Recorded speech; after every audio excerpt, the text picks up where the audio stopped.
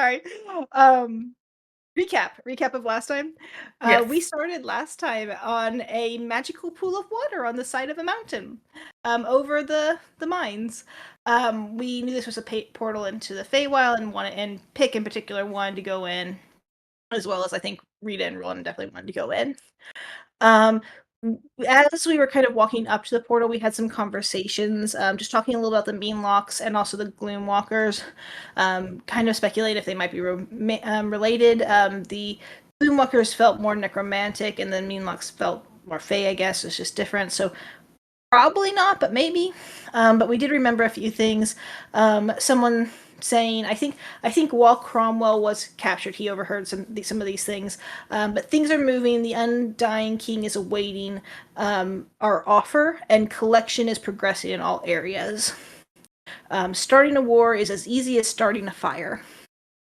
We're all so Cromwell in particular was not wanting to stay here too long or go to the Feywild, and wanting to get going. Cassandra, I think her goal was to get back to Duras as quickly as possible. I think to look at things going on in the orphanage and the missing children, and maybe some provisions. Cromwell said that the necromancer said something about little helpers.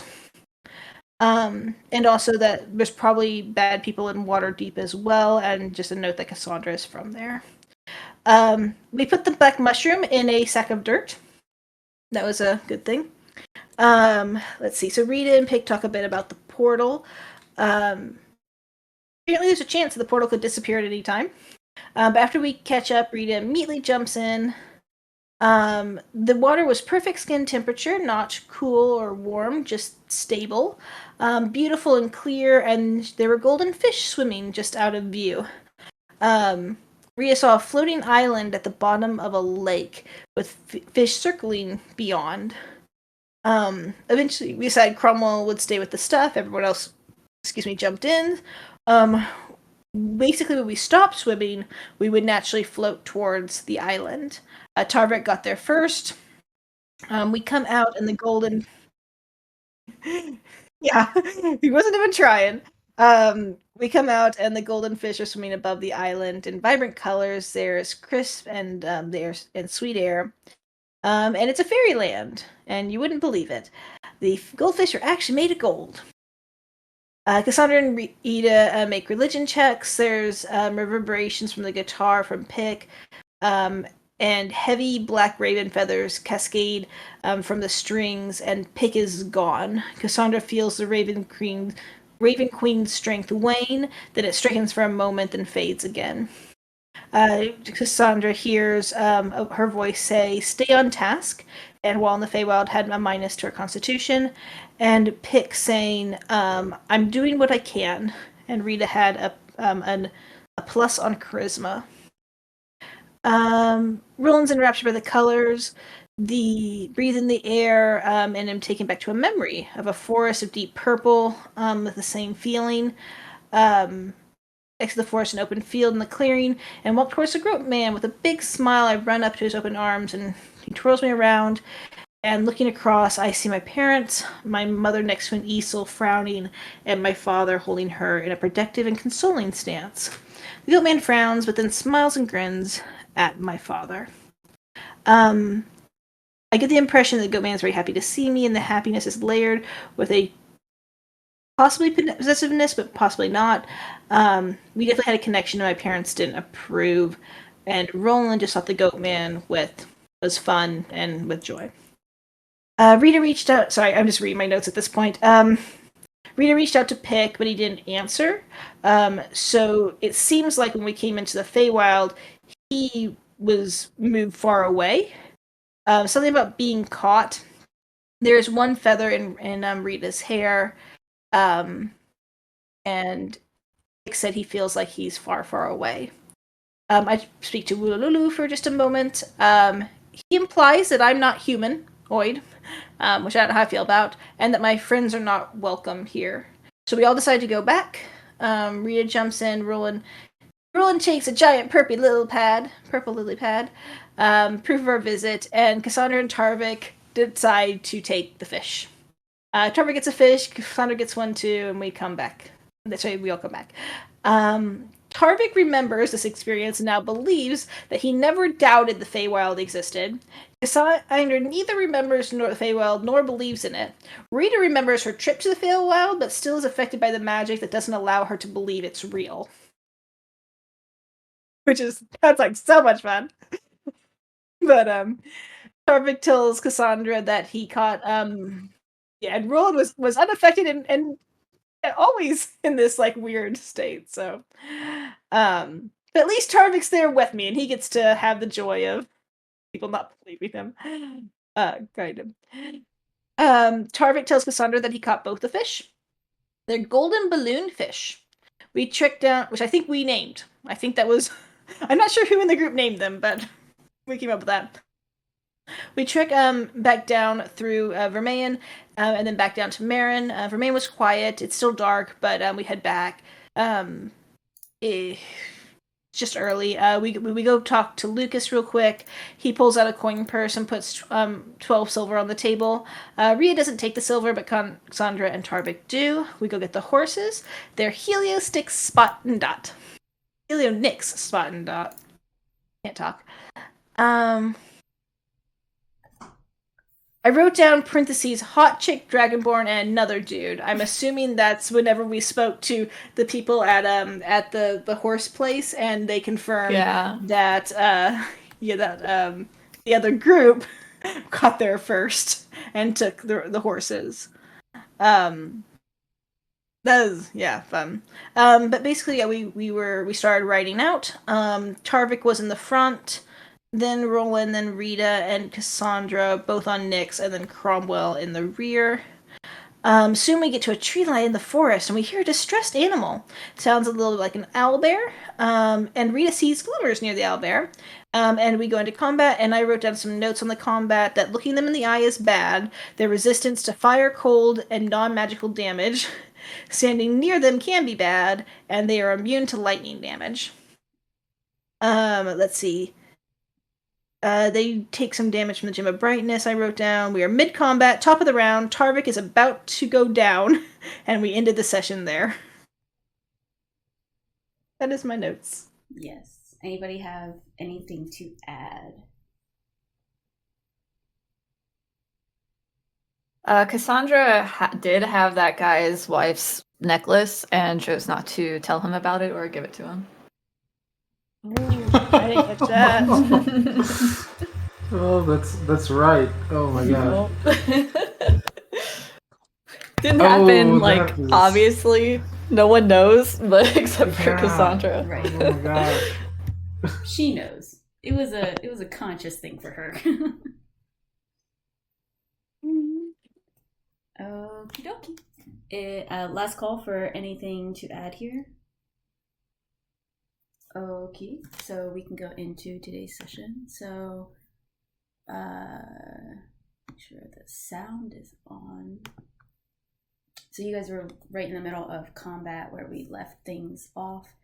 And I do want to say, at the top of the round, something does happen to Tarvik, but he's not here to kind of interact with. So right now we'll just say something has happened and we'll, kind of rewind and retcon as needed.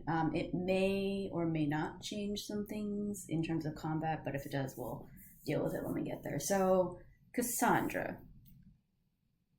Yeah. Top of the round here. Is this one blinded up top? Up here. Gosh, that's a great question. I'm assuming that maybe I was using the Gem of Brightness on some of them. Then yes. Oh, is that what it is? So okay. You must have it as well for some reason. Because I see an eye on you too. Is that right? Oh, I think it's because I close my eyes every round. There you go. Okay, maybe. So yes, he is blind. He's blind from the gem. You're blind from closing your eyes to avoid their effect. Okay. All right. So I will open my eyes so I can get advantage on that guy for him being blind. 16? Yes, it does it. Okay, sneak attack. Alright, so 19 damage. Are you doing the top one here? Yeah. Okay, thank you. Sneak and... Hey. Oh, this is actually perfect then. Yeah. I'll just offhand attack as well. Right. That should hit. No sneakies. Alright, another 4 on top. Okay, awesome. And yeah, you have the magic weapon, so that's fine. Mm-hmm. And I'll close my eyes at the end of the round. Okay. Give me a second. Let's just see if this sticks him over. He looks terrible. As you swipe towards him and gush in, you can see there's so much ichor pouring out of... Where do you think you hit him? Yeah, I don't know. Probably, I guess, just in the chest. Yeah. Okay. You see just like sopping amounts of ichor start pouring out of this open, gaping wound, and he's kind of hunched over, and he's barely keeping straight, or barely keeping standing. You think he's at death's door if he can get any closer than he already is. And Awesome. Tarvik, since you just joined us, this is actually perfect. So we're still at the top of the round. We just took Cassandra's turn. Let me go ahead and do this so we know. So last session, you went down and your relentless endurance kicked in and you kind of popped back up.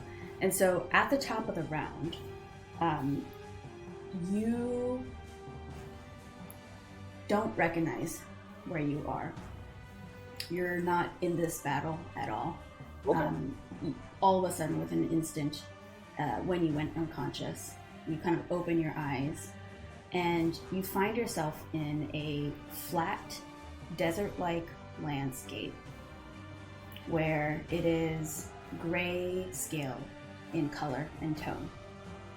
The only thing that you see in the area around you is a table. 2 chairs sitting opposite of each other. It's roughly 100 feet away from you, and you see a figure sitting in one of the chairs, the one further away from you, while the one closer to you is empty. There appears to be no sound. There appears to be no type of wind. It's almost as if you were in a 2D scape where there is no feeling, no like sensory perceptions. You just see this scene that I said before you. I think Tarvik would probably recognize the scene from his previous dream. So I guess he would just say, this place again. And he'll just start walking over towards the table. Does he have, like, can we feel that he has, like, weapons on him, his armor on, things like that? Make a perception check for me. Okay. You see that he has some type of hood over his figure, and his face is not visible. You see he's sitting relaxed in the chair, and it does not appear like he has any weapons on him. This just seems like some kind of cloak and just him. Before you start walking over there. Ooh. Go ahead, what's your question? Oh, I was gonna say, like, with that description, do I at least see him, like, breathing? Or does it look like he's just like a slumped over corpse, basically, with a hood on? You can't tell from here. It's about 100 feet away. He has some shadows overcasting him, so you can't see details of him moving. Even with a 27, I feel like it's a little too far away for you to know if... Well, here's the thing. He's not slumped. He's just sitting relaxed. So you can probably make an intelligence gander that, you know, if a figure was dead, he would be a little bit more slumped over. Okay, Any that's fair. other sensory questions? No, I think that was it. Okay, cool. Before you start walking over there, can you make a wisdom save, please? Oh yeah, sure. 19. Very good. You continue walking towards there. Anything you try to do as you walk, or you just take a walk over there? I think Tarvik is just being in this place before and knowing that he has like he should have everything on him. He's just gonna like just casually as he walks, like make sure his axe is still there, make sure his focus is still there. Like Yes. I know he before he struggled to cast magic there, but it's all of those. It's more what's the word? It's probably it's more of a thing of like he wants to make sure that he knows that he's prepared kind of thing. Definitely. So you would just just make sure that he has his gloves on his hands, checks and make sure that his potions are within reach, things like that. Absolutely. Everything that you check for, you seem to have. It seems like your state of being from right before you fell down rolls into now. So you walk up. As you get closer, you are able to tell that he does appear to be living as he kind of faces towards you. And he takes off his hood as you get closer. And you can see a older looking gentleman. No real defining features, just kind of a little bit older, has some white hair that's a bit cropped, pretty usual. He seems to have slightly weathered face, a deep set line of wrinkles forming kind of like how you would smile in that area. And he looks to you with very kind eyes, and he kind of gestures with his hand for you to take the seat in front of him across the table. Okay. And I don't recognize him at all, I would imagine. Correct? No, you do not recognize him. Okay. Yeah, then I will feeling maybe a little bit weird about just the chair sitting on the sand. Tarvik is gonna like pick it up and just kind of gently kind of drag it over the sand and slide it back a little bit from the table, but still taking the seat for right now. Okay, so you take a seat. Yes. Okay. Was there anything you were trying to glean with the sand, or you were just being just slow and deliberate with your actions? I feel like, I mean, Tarvik's not very stupid. He's average intelligence. I think he would know, like, if you put a chair in sand with like the legs, it would sink down into it in some way. So I guess Tarvik is trying to glean, like, is the chair special or is the sand special? Yeah, I guess, or is nothing special and it's just a weird spot? Gotcha. As you drag the chair, you do notice the drag lines on the sand, but as you start to slowly put pressure kind of on your hand, or with your hands as you take your seat, it seems like the chair does not budge, as if it was on something solid. So it seems to be going against what you think is logical. Right. Okay, so just information gathering kind of thing. Absolutely. Yeah, and Tarvik will just wait and look at the old man and wait for a response. Awesome. So as you sit down, he smiles and says, "How are you?"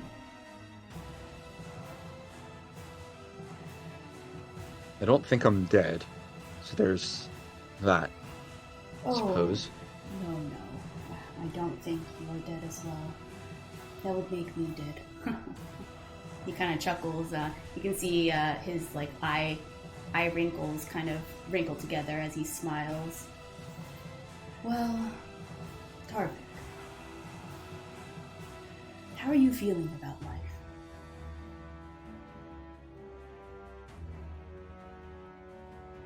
Suppose as confused as ever. Did you say that if I die, you die? Oh, I just think we're very similar, and well, if you were dead, if your whole being was dead, then I might be too. But that is neither here nor there.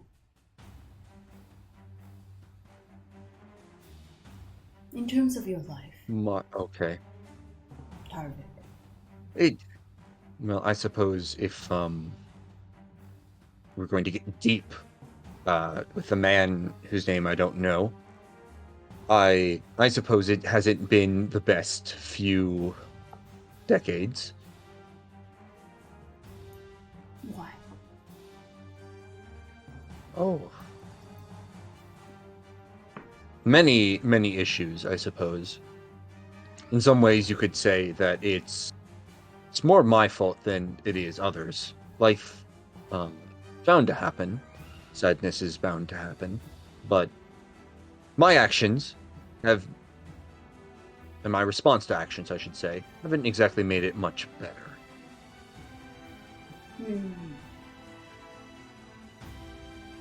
And what were the responses and what happened? Oh boy.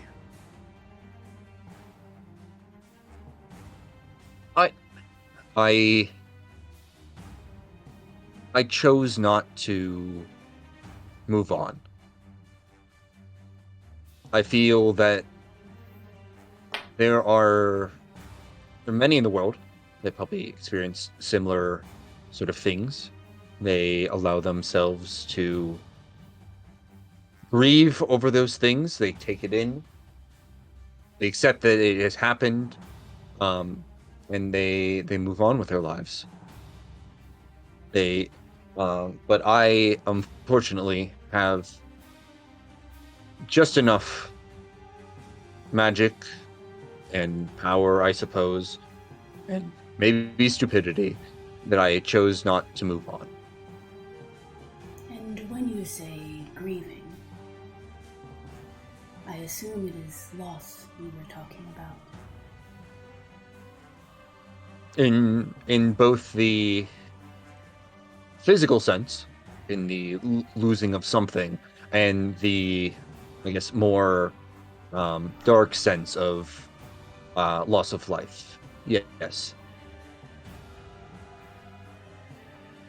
What if I were to tell you that loss does not have to remain lost? I am a cleric. I am aware of that fact. Yes. Don't you feel that those that were taken away from you, their lives are wasted? They could be fulfilling such good, so much more in the world if they were just simply brought back. As a cleric, you understand that's possible. Do. Yes. Though not of my... Oh, go ahead. At your current state, I assume that is not so, or else you would have likely already done it. Am I wrong? That is correct. Yes. There is another need behind it, though. Of course, the first loss, of course, is a kind of strange understanding. It's the understanding that though it would be more for my good than for others, I don't think it would be for the life's good if they came back. I truly don't know. That's something I could guarantee struggled with. That it would be. Everything would be good in your life. Everything would be good in theirs. The world would not be off balance. It seems lofty. Mm. I understand, but there are powers. There are things that can be done. What if I were to tell you that I could do those things? I'm certain of that, though I am, and I hope you do not take this as a slight, arguably hesitant to accept the offer from the man without a name in the middle of a magic desert with magic chairs. While I am not dead, nor dreaming, but you may was... call me the One, if you so choose. There are many names I go by. Do you have one that maybe sounds more like a name and That less is like my name. bragging? Maybe I can give you another name. I am but Oh. all and everything. Okay. Well, And how about we Trevik, shorten at this all? point, can you make a religion check for me? Yeah, go ahead. I'm gonna make a joke, so go ahead, please. Oh. What check? Religion. Yeah. Yeah. Man, I'm rolling really well. 19. Ooh, very nice.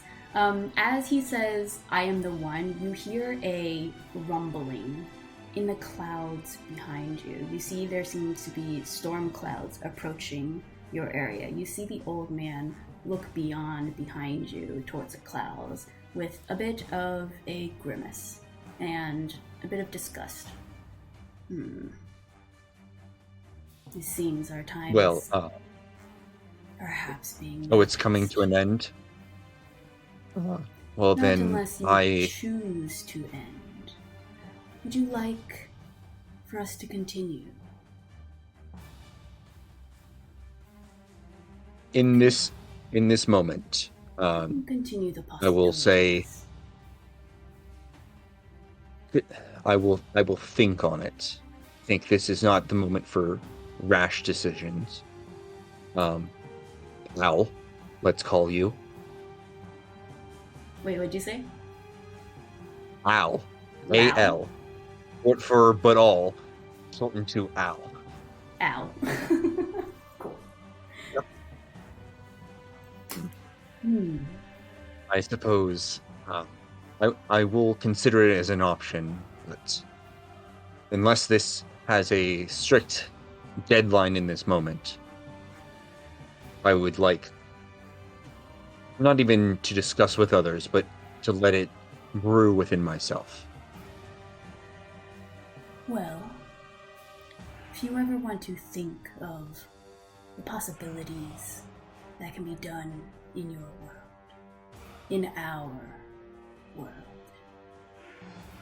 Yes, those very specific possibilities and the value of them versus the mysterious value behind your what you will want in return, in essence.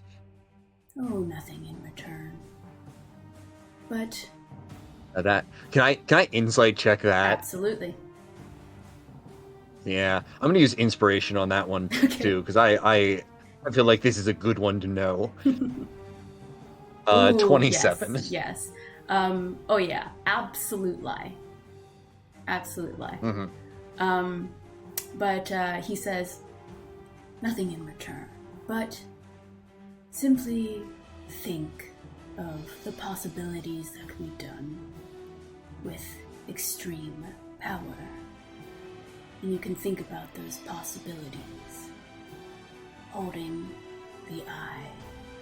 And as he says the eye, everything fades away, and you go back up. And this is like the top of the round. As you kind of go back up, you're aware of the situation again.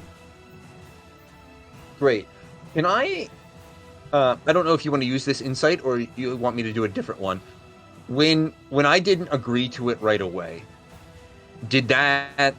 how did he react to it? Did he expect that? Was it, or did it seem like he was like a little frustrated that I just didn't blindly agree to it? Let's roll. I'm not sure, but Alright. let's see. I would not have advantage on that, but it would still be the 22. Oh no, I meant me roll. I don't know what. Oh, okay. Sorry. Yes. I don't know how he would react to that. Yeah, so he seems to be fine with your regular 27 insight. Okay. You didn't see any perturbations on his face, like it seemed very flat and normal for the conversation. Great. Okay. That sounds good. It's the last thing I wanted to ask about that, and then we'll we'll get back into the combat, I guess. Yes. With that scary Yes, yes, piece yes. of information looming wide. Yes. All right. If I remember correctly, I am also hasted, correct? It seems like Right now, yes. I think that's what the lightning bolt I is. think so too. Okay. I Yep. am. Man, I don't have a lot of. I think I'm just gonna do as my first action, just do a thunder wave in front of me. Mm-hmm. On those two, just at level 1. The con save. Yeah, con save. Oh, nice low roll there, but that's fine. Both of them fail. Okay, so they'll take 4 thunder and then slide back 10 feet. Maybe it's 10 feet. 10 feet, yep.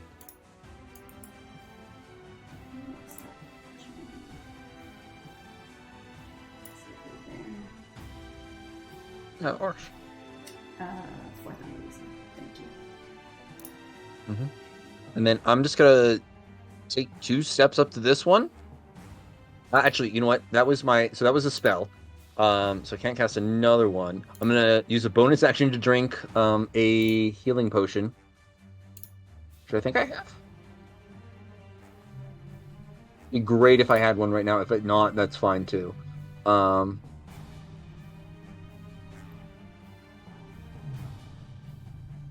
I do. I'm gonna drink a greater healing potion. Nice. And then I'll roll for that there. Ooh, bad roll, but that's fine. Gets me up to double digits at least. And then I will smack that guy in front of me. And I will miss quite badly. And that will be my turn. Hey, you know what? I rolled really well during the weird conversation with the person who's definitely not very evil. So I'm quite okay with that. That's the end of my turn. Okay. You see that as you did the thunder wave, as you pushed back these creatures, they are not. Wait. Did this one get pushed back? Did it do? Yes, it did. I just stepped forward. Okay. That was it. Thank you. As you did the thunder wave, they look like they got hit very hard. At least this one did. He does not look good. He looks like his bones are about to disjoint from the rest of his body. And this one still kind of looks okay. He seems to have been able to kind of withstand that pressure a little bit, but this one does not look great. As we finish your turn, Cromwell, I believe, was still on the lookout for any help from you guys, like if you called him in or anything coming from around the area. So he will continue to ready and beware. I wrote down that ending our turn within 30 feet of them causes necrotic damage. Is that still a thing? That is Oh, correct, yeah, you're right. isn't it?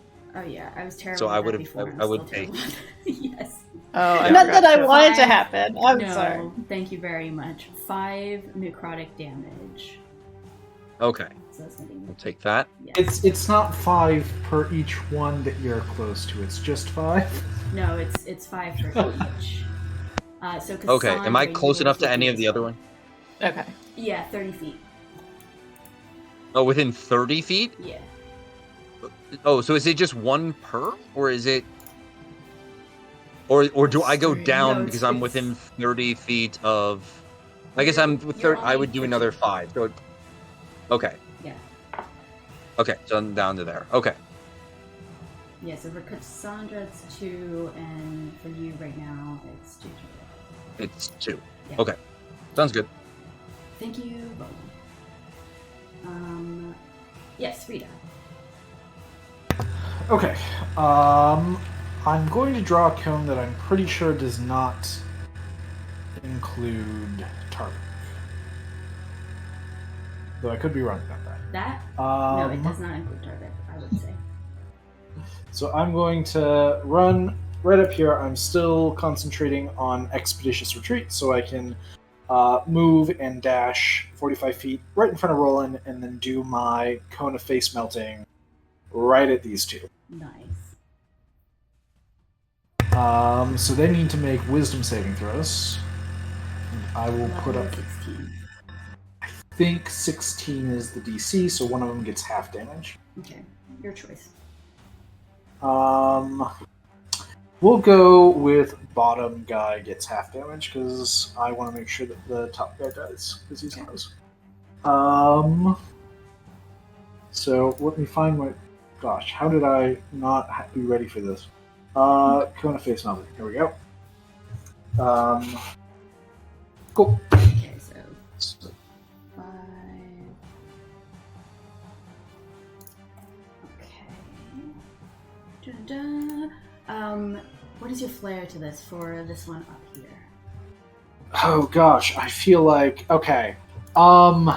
I mean, this is the Kona face melting. This is Rita pulling out pick, swinging her around from her back, and just laying down a big dissonant dominant 7 chord with lots of 9s, 13s, and 17s, and all sorts of things in it. And this gloomer that was already sort of their bones were coming apart. It just starts vibrating into them, and their bones just vibrate all the way apart, and they fall into a puddle of bones and flesh and rags. Nice. You can hear the the little rattle as they fall on top of each other, and just kind of start to disappear. And then I will finish my movement to in my turn, 15 feet, and that is close enough to that one. So I will take 5 points of necrotic. Yes. Yep. Not far away enough. As Vita blasts a song out, you see one of them crumble. The owlbear looks still frightened, but seems to be a little more confident now that another one has gone down. He'll enter this area. Tarvik, is your spirit guardian still? I think it would, because I didn't see the owlbear at the time. Mm-hmm. So I'll roll it for it. Yeah, give me a second. I think I just cast it at low level, but it's still gonna hurt a lot, so. It will be half because he got a nat 20 on his save. Nice. Okay, so just 6 then, radiant damage. Cool. You can see he's a little bit confused by what the heck just happened as he enters in this space, and he kind of yelps a bit. But he still kind of goes and tries to finish his attack here, and he's going to try. Ooh, very nice, very nice, very nice. So he grabs in with the beak, and he does some damage. Let's calculate half plus. Okay, not as much damage as perhaps from a magical weapon, but he does get in a beak jab and a slash. As you can see, some ichor sprays on your face, Tarvik. The death creature here, the gloomer, doesn't look great, but you can see he's still standing up and looking like he could withstand just a little bit more. That's going to, let's move from over there. He's gonna move back a little bit, actually, a little bit disturbed by these sparkly things that seem to have hit him, but not enough, so he's going to, still take a bit of damage, as he's, again, confused. Even though he's further away, he's still feeling some pain. And then we go to Roland. Based on your description of Tarvik's turn, do I get the impression that thunder is bad for them, or just that it happened to hurt them a lot and they're low? It had no bearing on any kind of ability or immunity or anything. I was just doing that for descriptive purposes. Cool. Then I'm going to use the Gem of Brightness on the one in front of me, in front of Tarvik. Gem of Brightness. Yeah. That is. There we go. 3. The last one, the third command that expends 5. The second command that expends 1 charge, targeting this one specifically. DC 15 Constitution saving throw, or be blinded. Plus, apparently, it also might do some damage, but I'm not sure how much. Yes, it fails. So let's do. Let me see. Let me read their thing again. Yes, you can see it seems to balk at the light that appears, and you can see the light almost causes like a burning sensation where there seems to be some mist forming from its skin. It does not like it, and it shrieks. And then Roland is going to move back and out of their way. And that is Roland's turn. Very nice.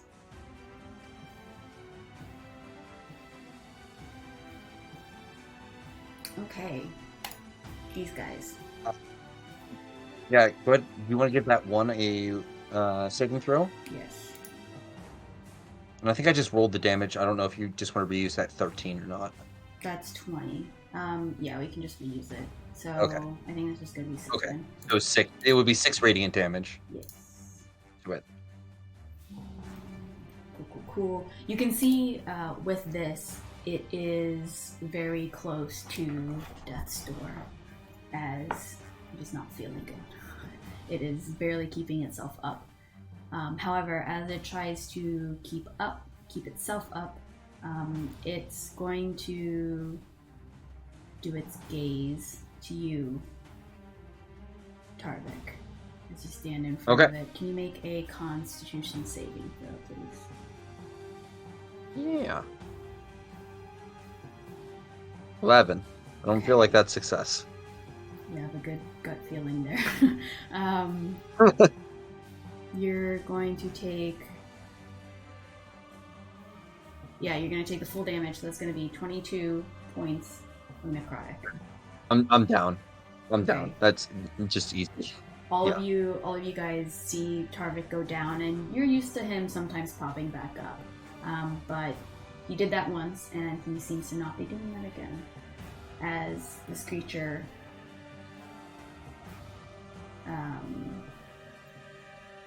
will move to its next target that it can see. Which is going to be here. It's going to use its movement, come up to here. It sees her when it's blind. It just senses her. Oh, that's a good point. They don't have eyeballs. They have hits, but let me just check.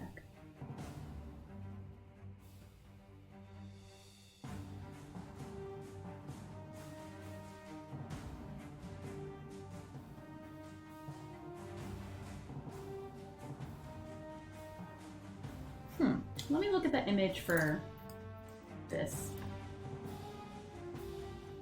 I was just kidding. It's fine. It's fine. I mean, I did, cast it heard me. It knows generally where I am, I'm sure. Like, I ran back through the It did grass and move, I cast some so stuff. Yeah. let's do.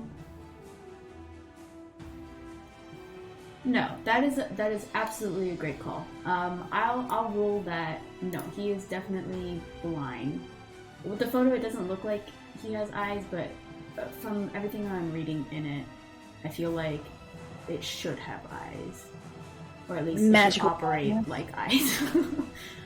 So we'll say we'll just do a little roll to see where he tries to go next. He knows there are people around, so we'll do cardinal directions 4, so including the paths it's 8. So we'll go north, 1, 2, 3, 4, 5. Oh, he actually goes in that direction, so I roll a 6. 1 north, 2, 3, 4, 5, 6. Yeah, south. Yes.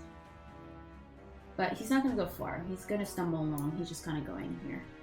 And you can see he's kind of stumbling and trying to use its claws to kind of swipe in the area, trying to figure out where people is. This one is going to attack in the general direction, but without looking. And that's going to miss. I believe the 12 misses, yes? Cassandra? Yes, it does. Yes.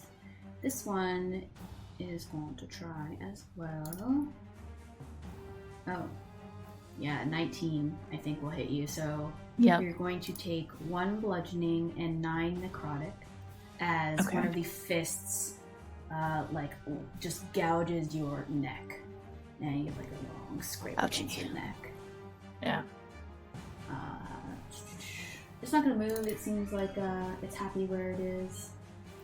Let me see.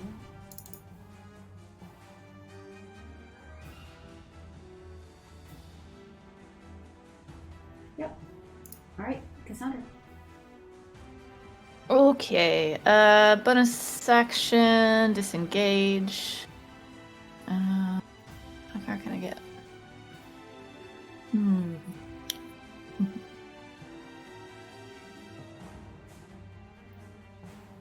You need like splash potions of health. You just like throw it at them. Yeah. Yeah, I was thinking about my lay of hands, but I think I have to touch them.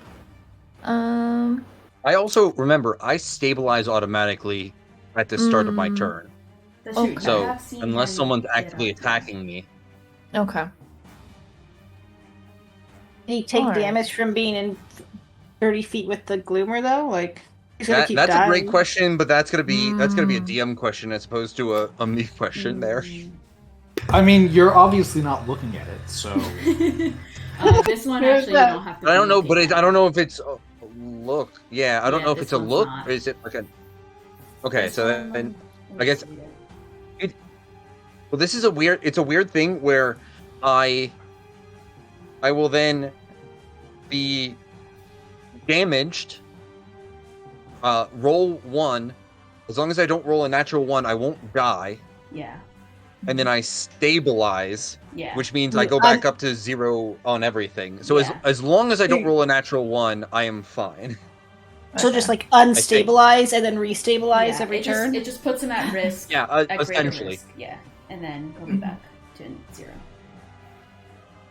Mm. Yeah, but you will take the damage because it just says within. So I if just you're take it. within, Okay. Yeah. And assuming that we don't also I don't get surrounded by like, let's say like 6 of them, 6 or 7 of them, Yeah. then I'll be fine. Yeah. No one lead the other two closer.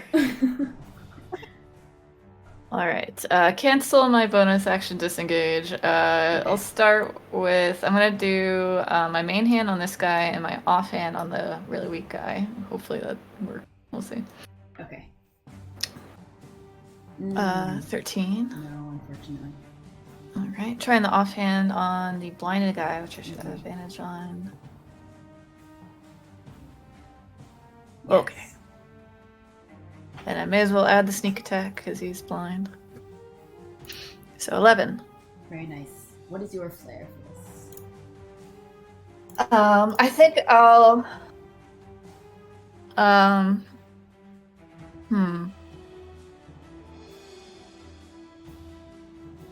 I'll just yell out, someone get Tarvik! And just like with my sword, like jump up and slam into it so that like when it falls, I fall on top of him and then Cool. pull it out. And actually, since we're close to the top of the round, before we continue with the round, let's just take a little break here. So we can come, and we're going to be going to Tarvik next. What does Tarvik decide to do?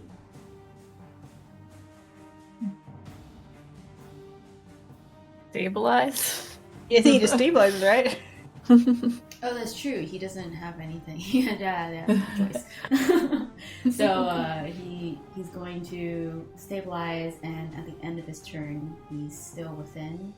So he's going to automatically take fails. So just 2. You're only within 2 range, but make sure you mark those down.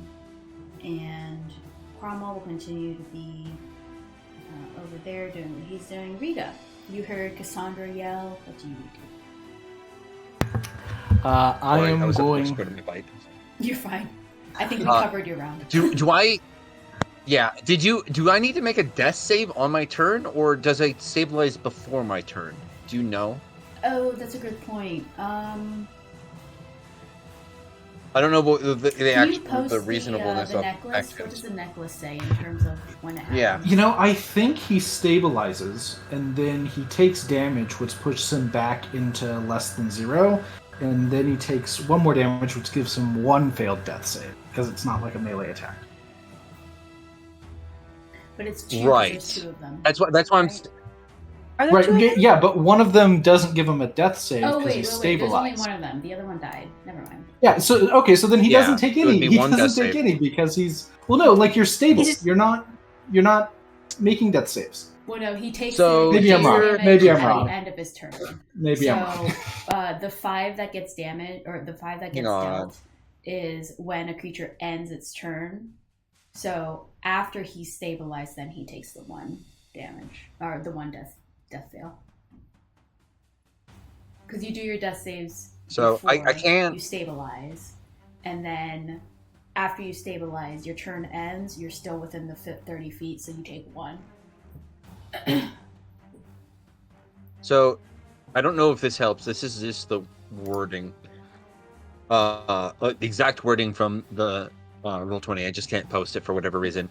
It just says you start at the start of your turn.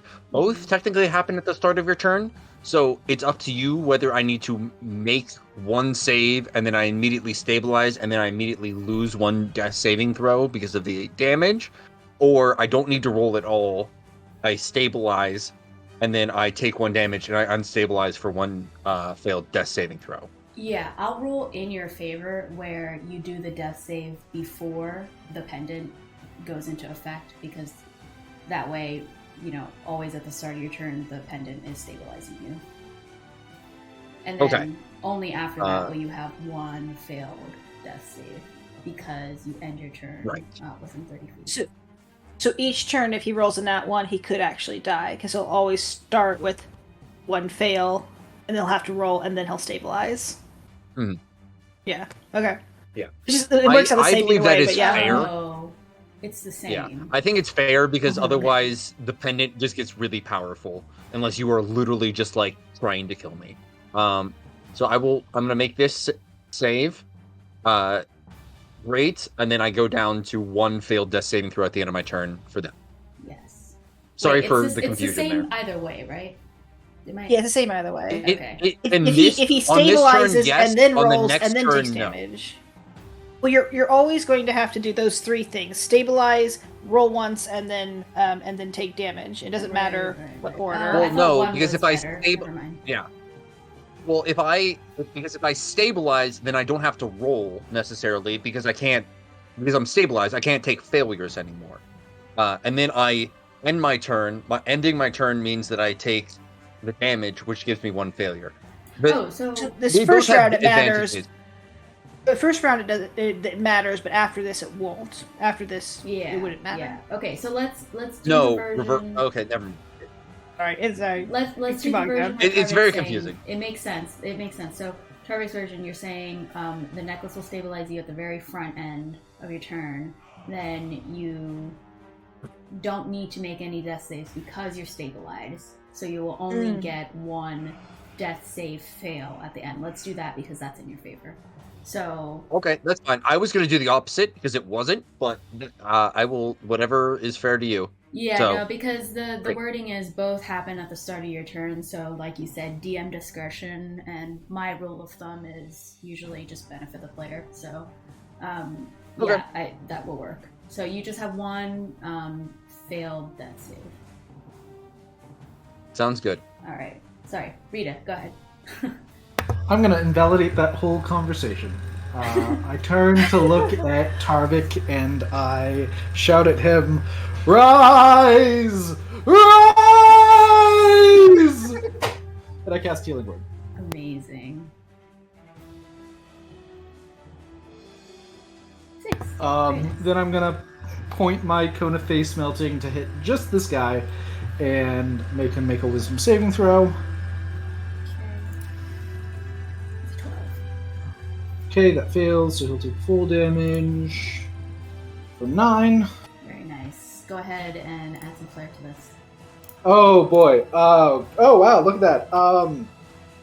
Man, I think I've killed 3 of these with the cone of face melting, and I don't know how to describe it. I mean, I feel like this time she hits the chords, and there's like this visible vibration in the air as the substance of the air, the nitrogen, the oxygen begins to vibrate in sequence with the chord, and this visible shaking in the air, it just streams directly into the eye sockets of the gloomer, and his whole head starts to shaking, and the skull thing just explodes in all different directions. Ooh. There's some backsplash for sure, Tarvik. You get up and get hit in the face with a bunch ichor. Aww. Very nice as it goes down. Yep. And then I'm gonna just where do I want to be? Guess I'm gonna be next to Roland. Is that put me in the clear? No, it doesn't. Okay, I don't want to be there. I want to be like. Let me go back. Where was I? I was like here. I think I was 30 feet. So I must have been like here. And then I ran. Where can I run to?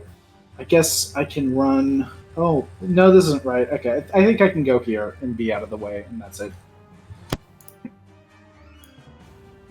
Yeah. Okay, that's my turn. Settles up to Rowan and the owlbear. Let's see. It was a little hurt. I'm gonna roll just to see what he does. Got buffed a bit. Yeah. So he's gonna stay where he is right now. That's because earlier he was getting hit by a lot of magic stuff that he was not aware of, and he's a bit confused as to where he can go that's safe. And so he's going to go actually a little bit closer over here to the trunk of the tree. And I don't know if that's going to be enough for him. Yeah, he still takes some damage, and you can see he yelps again. Roland. Poor guy. How damaged does this one look? Is he on his last legs, or is he going strong? He seems like he can take some more. He doesn't appear to be at death's door, unlike the other ones were. Okay. I am worried about Cassandra, because she does look like she had death's door. So yeah, I'm pretty sure when Tarvik actually went down, I lost concentration on him, so he's no longer hasted. And even though it's only at half damage, the best I can do is still fireball. So I am going to fireball that guy. Mm-hmm. And I'm going to try to target it to not hit the owlbear. So it's going to explode over here. Can't you? Wait, can't you? Oh, sorry, that's right. I can just declare the owlbear is fine. Yeah. Yes. So Cassandra is definitely fine. But yeah, if I can see. Okay, I'm going to move one so I can see the owlbear, and then I'm going to declare them both fine. So, all right, third level. Half of that would be 17. Okay, let's see.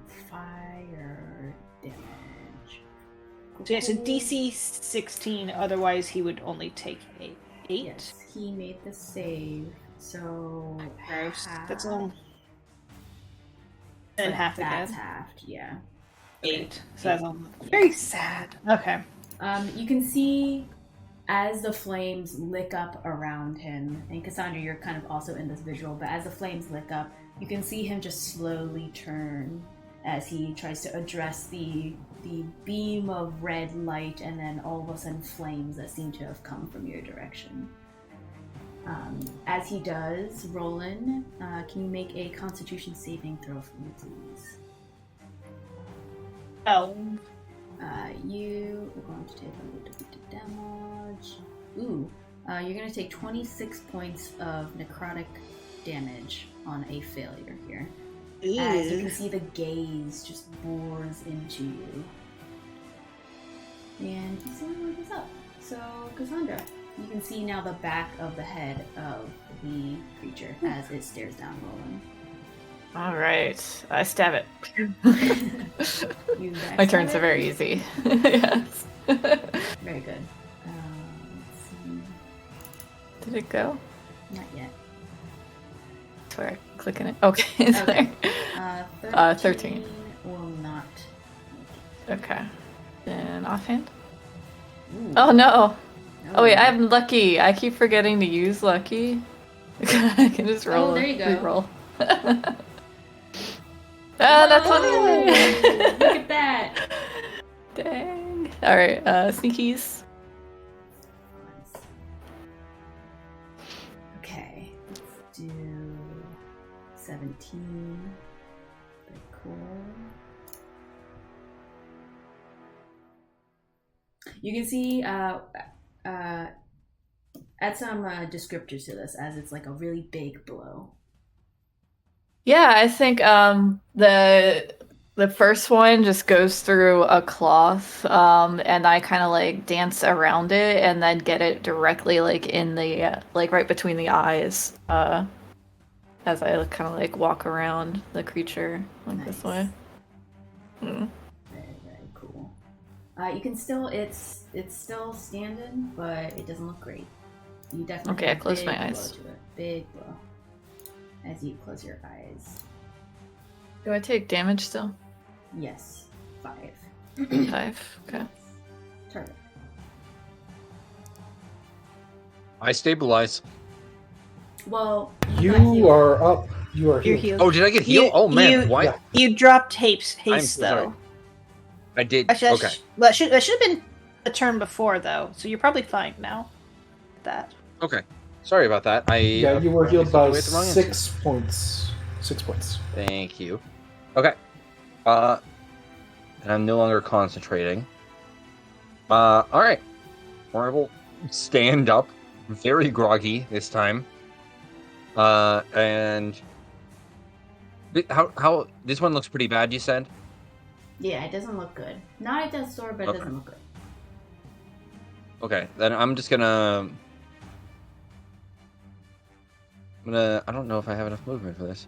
5, 10, 15, 20, 25. Go down here for 30, I guess. Yeah, actually, I won't have enough movement. So I'm gonna take that back maybe. Just go here, and I'm just gonna fire a cantrip at it. We'll Alright. do Toll the Dead on it. Okay. Yep, that's a fail. Nice. Actually, I want to look at something. No, we're not quite that high. Okay, so then 18 necrotic damage to it. Okay. Not that it That's matters, but just FYI, I think you're rolling to GM because we can't see your roll. Oh, Oh, I yeah, yeah. am rolling to GM. That was for my death saves earlier. I'm sorry about that, guys. Yeah, it was I didn't notice 18 that. You're damage. good. You're all good. You're good. Alright, still doesn't look good. It's getting closer to death's door. You can see it kind of moves back and forth from the dolorous ringing of the bells in its head. Wait, not bells.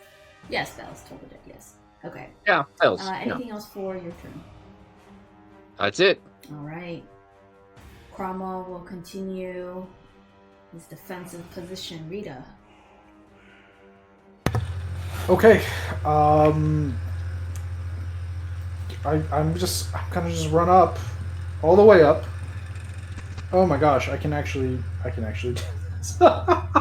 So I can just run up and I can do my 5 points for being within 30. Me? and I can do another cone of face. I'm not within 30. Oh, you're not? No, I couldn't move far enough to get to it, so I assumed I there wasn't. you- oh, Yeah, I'm 35 away. Oh, okay. I thought you were 30. Sorry. Yeah, so that's. Sorry. So it needs to make a wisdom Yes, save. that is a fail. Okay. And psychic. Okay, it is not looking good. It is not looking good. It is at death's door now. All right. Then I run 30 feet away, and I think that puts me Yep, 30 feet away is just short, so I am good. Alright, let me roll again for Mr. Owlbear here.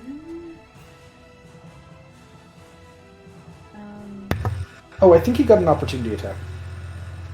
Oh, you did not move. Correct. Thank you for that. Let's see. He'll try. We'll see, guys. No, it doesn't hit. So Mr. Owlbear here is still a bit shaken up by the magical damage that he seems to be taking. He's gonna move behind the tree here. And I do believe that puts him far enough. Yes. So he doesn't take anything. Roll. Yeah, hopefully it's enough at Death's Door. I'm going to use the Gem of Brightness. The second command with 1 charge. Yes. Let me see if he makes it.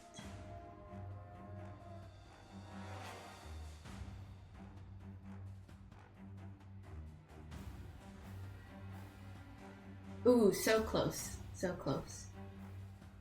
Like so close, guys. you can see the brightness. You can see he's basically, we'll say he's prone because he's gotten knocked down to his feet. He's trying to shield his face with his very, very thin hands away from the sun. Did he succeed on not being blind? No, he failed, but he's like burning from the light. You can see wisps wisping off of him. Get him. Get him, don't let him look at you. Let's see. He's gonna roll again. Well, actually, he's gonna lash out actually at Cassandra because he remembered her being there. So let's just go disadvantage here. Oh my god, that's insane. I shit you not. 2 natural 20s. 25. Wow. Oh no. Yeah. Well, I'm knocked out. Wow. That's insane. So, but the damage isn't that bad. It's 1 bludgeoning plus 16 necrotic. Okay. Oh, but you don't. I'm down. Never mind. The damage could have been worse. I'm just saying it wasn't Yeah. that bad, but Right. You just didn't. Yeah. Seeing that you went down. Well, it's blind, so it's just gonna keep going. It doesn't know that you went down.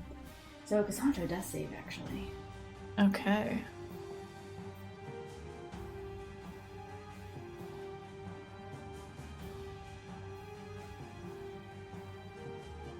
Being really slow today. There we Mine go. too. Okay. Mine has been really slow as well. Yeah. Yeah. Okay, thanks. Yep. Then we go to Tarvik. You see Cassandra goes down. I am going to. I think I can do some of this. I'm going to move to here. And I'm going to cast. I really don't want to cast anything. I'm just going to move right up to Cassandra. I'm going to cast. Oh, I don't need to. I have Healing Word. I thought I had only Cure Wounds left. I'm going to pass Cure Wounds at 2nd level on Cassandra. You mean Healing Word? Yeah, Healing Word. Why am I... because I'm losing it tonight. This is not good. 2nd level. Nice. So 11 to you. Cool. And then I'm just going to Toll the Dead again. And see. What is your flair for Toll the Dead? I think Tarvik, very, very tired from multiple stints of death and coming back, just kind of looks up at this thing, quickly heals Cassandra for a little bit of HP, and then immediately just kind of drags his axe along the ground and just like flings like the sound waves kind of up towards this thing. Nice. As he just kind of rattles around, last little bits of bones just finally just fall free. Mm-hmm. So it appears that you guys have handled all of the visible death creatures around you. As the early morning / super late night air and ambiance reaches your ears, you notice some whimpering a bit from this area, though maybe for some you may not be able to see. Should we check on the owlbear? Yeah, we should see if we can try to heal it up a little bit.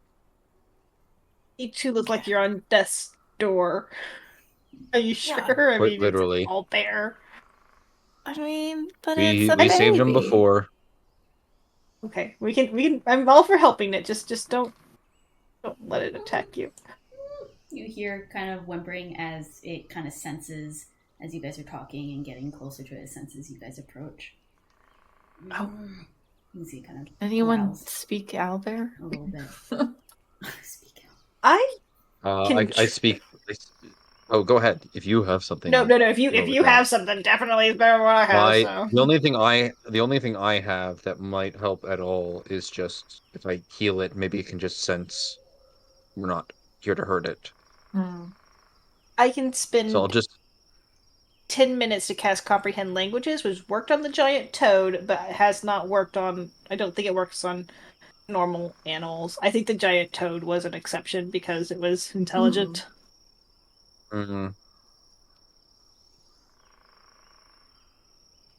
Okay. Well, here, let me try it. I'll just peek around and see if I can see it. Is it in the bush proper? It's behind the tree trunk. So this is a tree, and it's behind a trunk. Okay. Okay. Can I just peek behind just to get enough of a glimpse, and I'll cast a cure or enough cure wounds, healing word at level 1. Yeah. Go ahead and roll the healing. So you peek. Yeah. Oop. All right.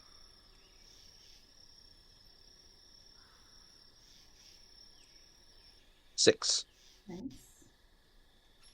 You can hear it kind of react to that, kind of a little bit confused, but it feels good. So he's like, As all of you kind of near it and are starting to surround it a bit, can one of you make I'll say the two closest, so Roland and Tarvik, your choice of who, but someone make a animal handling check for me, please. And because you did heal it, go ahead and make it with advantage. What do you have there, Roland? +1. Okay, I got +4 at least, so I'll give it a try. You go for it. 18. Very good. You can see it doesn't appear to run away. It is looking at you curiously, though. And it seems to be kind of staying where it is. It's observing. Okay. Give it a little bit of food, maybe? Like, what do y'all think? Maybe a good start. I'm going to take out some rations, like some jerky, and like toss them like next to it. Like hopefully not scare it too much. Nice. You toss it over and kind of looks at the food, looks towards you, looks at the food, looks towards you, and then goes to the food and starts to eat like it has been famished. And you take a better look at the owlbear, and you can see actually there appear to be like a little bit of charring on some parts of his body, like from previous. So it seems to be fireballed. Perhaps. And you can see it actually looks kind of gaunt in comparison to like in your previous travels or whatnot, or at least your expectation of what a healthy owlbear might look like. It appears to be a little bit gaunter than normal, and you can tell by its actions that it appears to be hungry. As it finishes very quickly the food, it looks back towards you kind of expectantly, Roland, and it actually kind of goes closer to you. Like this. Looks towards both of you.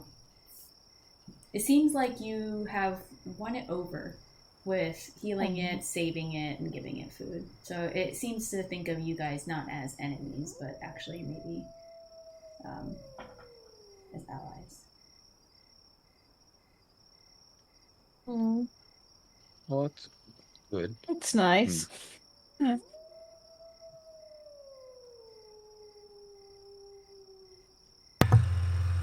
I don't know what to do with this. Just me? Is it just me, or is it really, really weird? There were this many gloomers out here, and they were attacking an owlbear. Like all of the gloomers were supposed to be converging on Parabor, and then we killed all of them, and that was supposed to be all of them. And now there's this many out here attacking an owlbear. And if the owlbear is like starving and alone, gloomers are probably just killing everything. They're probably just killing everything. And that's why this guy's so hungry, because owlbear doesn't have anything to eat. I think this is the first wild animal we've seen. And Yeah. Probably not. Yeah. Mm-hmm. Yeah, it's been extra quiet. He's a survivor. We should bring him to your parents' house. Oh, I'm sure they would love that. I mean, it's not like leaving it out here is kind of a death sentence, right? Because if the gloomers don't get him, then he's going to starve. So Yeah. I second bringing him to your parents' house. Well, maybe we can like bring him with us for a little while and try to find like a safer place. But my parents' house is probably not an appropriate place for this owlbear. I feel like you all Right. know that deep down at the core of your being. You understand that that's not. That is, yes. I do know who it belongs to, though. I think it should go to Magic Michael Doom. I feel like he would enjoy a pet. He needs a friend. He does need a friend. Oh, so yeah, I am on board with this idea. Rita, can you message Also, he Magic probably Mike? can talk to it. No, so- I can't. Aw. I really can't. Sorry. Can we should where's Cromwell? Did we just leave him with the horses? Yeah. Yeah, he was Yeah. making sure they didn't run off. I can see Cromwell, and I just look at him and I wave. Just give him and a he wave, can't see- and he can't see me. And Let's maybe take a break. I just walk I'm over to going- Cassandra and be like, man, it would have been great if Cronwell came over and helped us up when we were falling, but I suppose the horses were more important than us. So there's that. Well, we do need those horses. Yeah, you're right. I'm sure he would have came over if we really died.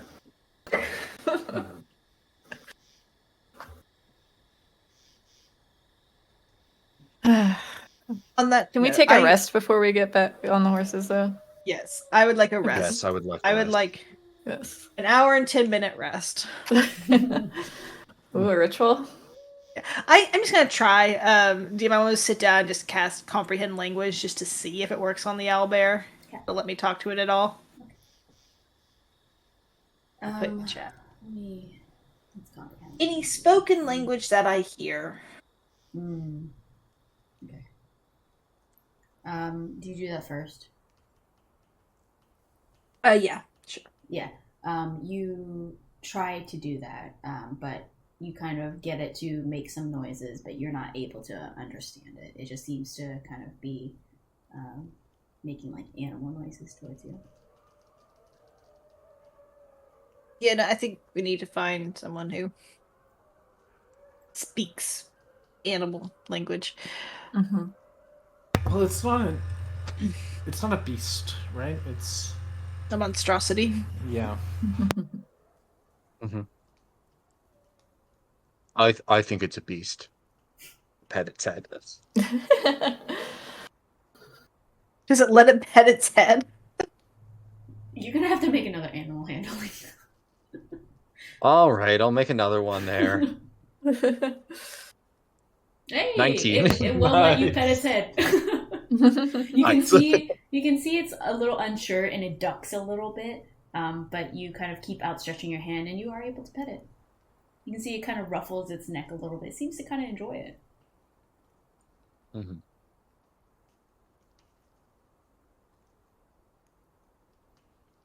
All right, so are you guys just short resting? Short rest. Okay, all right. Mhm. Someone roll me a d20, please. Oh, good. Got it. Got it. I'm rolling hit points. I'm also rolling hit points, but I'll roll the Oops, d20 that's first. easy. Oh, okay, I got it. Rita I got it. Yeah. Great. Okay. 11 sounds good. Go ahead and roll your hit dice, guys. You are having an okay short rest. Have we had a long rest since the mines? I don't think we have. No, we No, I'm not doing we it. have rushed not. away. There's all my hit dice. There's some Oh, that's timing gross. constraints, so you guys chose Yeah. not to do the long rest. You know, I think I'm pretty much where I was at the start of that fight. I'm out of Bardic Inspiration. That's it. Look at that. Oh no, that's terrible hit dice rolling. Yeah, really bad. I thought the universe was balancing at first, and then it just was like, and I'll just kick you while you're down. Tarvik's rolling hot. I am, and remember my rolls double for hit points recovery with the pendant. So with those two wow. rolls, that puts me 2 points under max. That's awesome. And I still have three hit die left. That necklace, that Mhm. very good. Yeah, it's coming clutch a couple of times here. Yeah, I'm glad we gave that to you. Anything you guys are doing, like light activity during your short rest? Reading, talking, whatever. I'll just go by Tarvik and just do my regular reminder that he needs to talk when we get there. He promised. Right. Yeah. Tarvik, who was already quite deep in thought about something different, is like, oh yeah, that thing. Right. Yeah. Yeah. I don't know. Maybe we don't even need to do it. Who knows? What do you mean? Of course we do. I don't know. Yeah. I mean, yeah. I mean, it would be really weird if we didn't, wouldn't it? Hey, what are you two talking about? Talking Pornography. What? Yeah. Did you say photography or something else? I said something else. Okay. Yeah. What's your favorite, Rita? Oh god, that's so funny.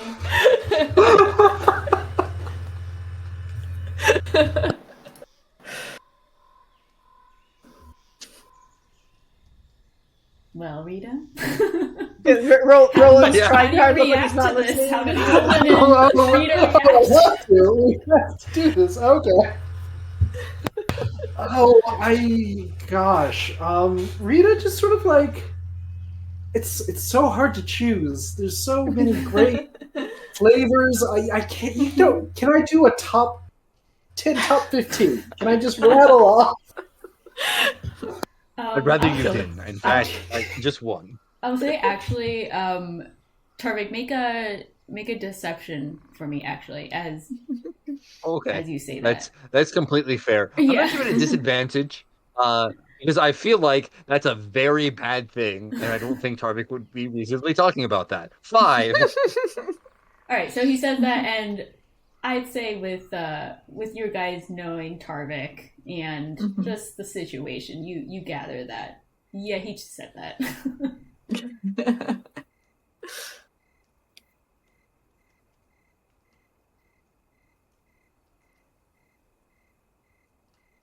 Any responses to what Tarvik said? Knowing the context. I'll just seeing that he clearly is not. Everyone knows he's lying. I'll just say we're just talking about what we're gonna do when we get to Duras. What's that? Well, we need to do a lot. We need to check in on your family. We need to check in on the orphanage. Check in with governess. Drop off this owlbear. So buy some things. buy things. Prepare. The usual. Also, we very well may need to kill a couple people in the cult, real quick. on the side. Okay. The Mhm. necromantic cult specifically? I would assume so. Yes. Like specific people? Like we know where they are? Sort of. I suppose. Well, I'm sorry, this might have been on your list, Cassandra. Don't we need to check out the Shadow House too? Because you went in there and it. Oh yeah, there's like a whole maze under there. Right? Did you say something about it being like they're like trafficking people? We suspected it might be something like that. Yeah. Or some sort of smuggling ring. Unsure.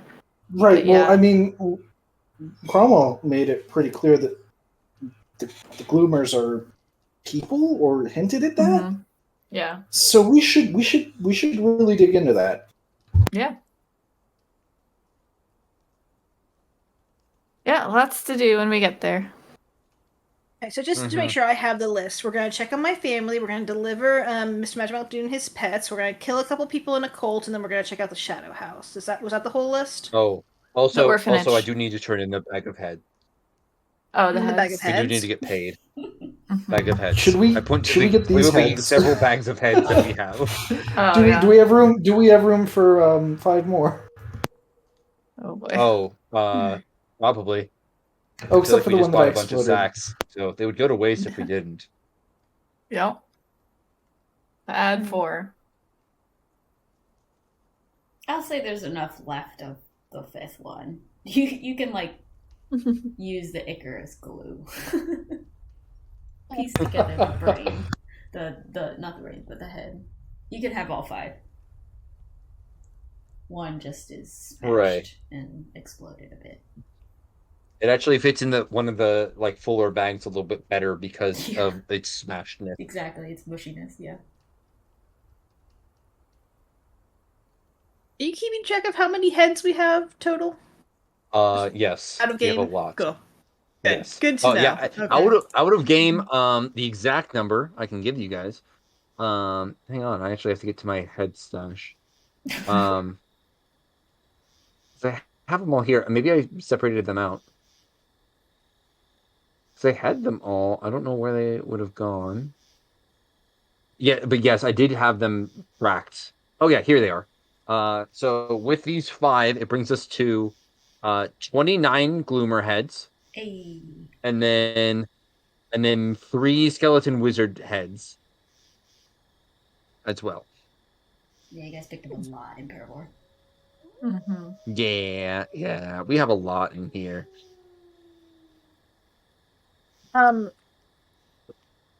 If they're still worth the same amount, we could probably get some new magic items when we get to Duras, which that should be on our Mhm. list too. Or a couple Oh, of yeah. supplies. And that gem was doing some interesting things.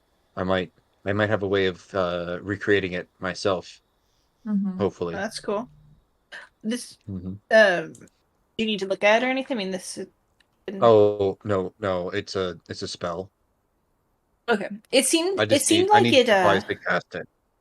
it seemed like it was pretty useful for blinding them and making them not be able to have that ability where they stare at you and you die.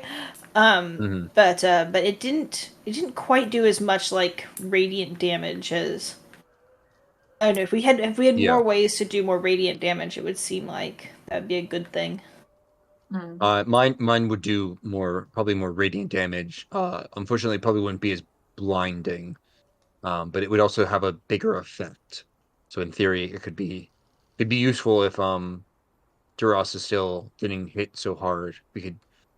Maybe I could just stand up on the wall and just take a bunch out all at once or something like that. That would be effective for. Okay. All right, are we ready to go? As We gotta get going. conversation dies down, Mhm. I'll say this is another good stopping point, real quick.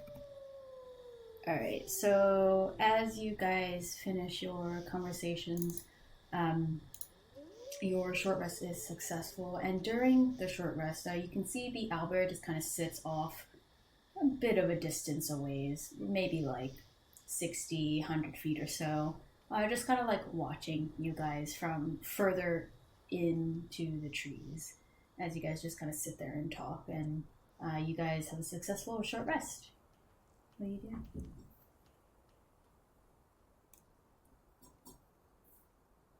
We should back on the horses and keep riding tonight, yeah? Mm-hmm. Unfortunately, we need to keep going. If we get into another fight, I'll stay with the horses because I need more than just a little rest. I'm not quite as bad, but I could also use with not any more dying today. Mm-hmm.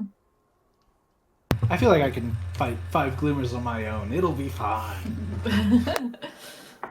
Fantastic. I believe you.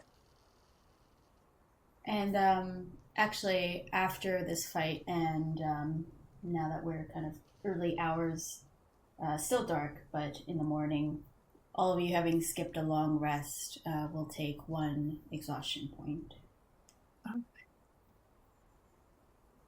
I can still fight 5 gloomers. Yeah. And as you guys move beyond the tree line, kind of back to where the path is, you guys notice that the owlbear kind of stays in the trees. Oh. Owlbear, do you want to come with us? I have food. Oh, is his name We'll name Owlbear? it. We'll name it. Owlbear? I said Owlbear, but we could do Owlbear, sure. Don't name it. It's an owl bear. We know if it's a girl or a boy. Jarvik, you're good with animals. Is it a boy or a girl? It doesn't matter. Its name is Owlbear. Alright, we're And clearly it wants to leave and stay here, and that's fine. I thought we let it decided go. it's going to die. It's going to die if we leave it out here where it can't hunt anything and do anything. Yes, but it's going to be severely unhappy if we just keep taking it with us on weird adventures into the woods. Well, we're not taking it on weird adventures in the woods. We're taking it on a weird adventure into the city. We were going to give it to Mr. Magic Michael That's not too. any better. Yes, that This was your more of a idea. joke than an actual thing. I'm now realizing. Yeah, it was a bad idea. I'm now realizing it. It also, that was assuming that it wanted to come with us. I don't think it does, and that's okay. Okay, but it doesn't know that it probably does want to come with us. It's just feeling unsure. Okay. Do you want me to see if it wants to come with us? Yes. If you were to tell that, that'd be a good thing. Oh boy, Tarvik, we have been down this road before. I don't think you're the right person to do this. I feel like you've already made your decision, and you're just going to impose your decision on the owlbear. Mm-hmm. Okay, that's fair. Read it. This is all on you then. Let's go. Tarvik will sit on the horse and wait. All right, I'm gonna pull out a ration, and I'm gonna make my way back to the life tree of the line. owlbear rests solidly in your hands. It really does, it really does, because you would rather the owlbear just die. I would rather the owlbear be free and maybe free to return to its own kind. Free and to not die. Be fireballed to death. Okay, Owlbear, and I pull out my ration, and I'm just gonna make little hoot hoot noises, and like wave it around enticingly. All right, go ahead and make an animal handling. I'll say you guys have been pretty friendly and non-threatening, so continue to make it with advantage. So a straight roll because I have advantage. Yeah. Yeah. So, all right, I got a +3. Here we go. You can see it looks at you curiously, and then just takes a few steps back.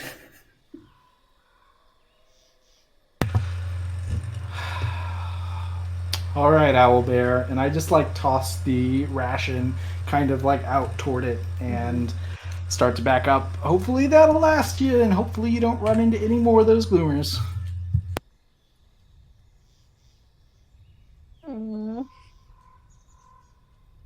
You can see as you step away, it steps close to the rations and starts eating, all the while keeping an eye on you. I mean, I Rita, guess we can. I Make guess a we can like lure it trail. out. Yeah, that's what I was thinking. We Yeah. can lure it out. Um, Okay, so let's put like a ration on a stick and like just dangle it behind us and see if it gets used to like coming for a while. yeah, I'll. Well, I mean, that's probably a bad idea because it might just attack the horses at that point. Hmm. Anyway, I'll That toss is a another. legitimate concern. Yeah, it might. It might just try to eat the horses. Maybe we can't save the owlbear. Well, I feel like if fate wants to compel this owlbear to follow us in the hopes of getting more food, maybe that'd be a I good thing. will. I'm gonna say I do. I do want to leave it with some more food to just eat, so I will make a little bit of a trail. I'm gonna just drop some rations, like here and then here as I make my way back, and that's probably enough. Mhm. And then I'll return to the horses. Okay. You can see the further you step away, the closer it goes to the food, but it definitely tries to keep Oh, a it distance. didn't even. I thought it got to the food. Okay, never mind. No, Yeah, it got to okay. the food that you threw before, and then as you kind of move back, it's getting closer to the food that you just threw down. Yeah. But it's still keeping a distance. It will take this food, you notice, that one, but it does not step beyond the tree line. All right, fair enough. So I'll just pray to the Raven Queen. yeah. Oh, Lady Raven Queen, one of your feathered love followers is lost in the woods. Please protect him. Go ahead and make a religion check. Okay. Lots of nines. Yeah.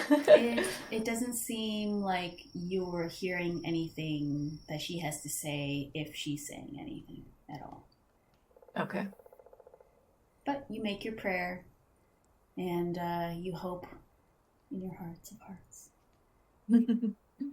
You can see as you guys mount, and I'm assuming you guys start to pick up where you left off and continue trekking down. You can see the owlbear kind of disappears into the tree line.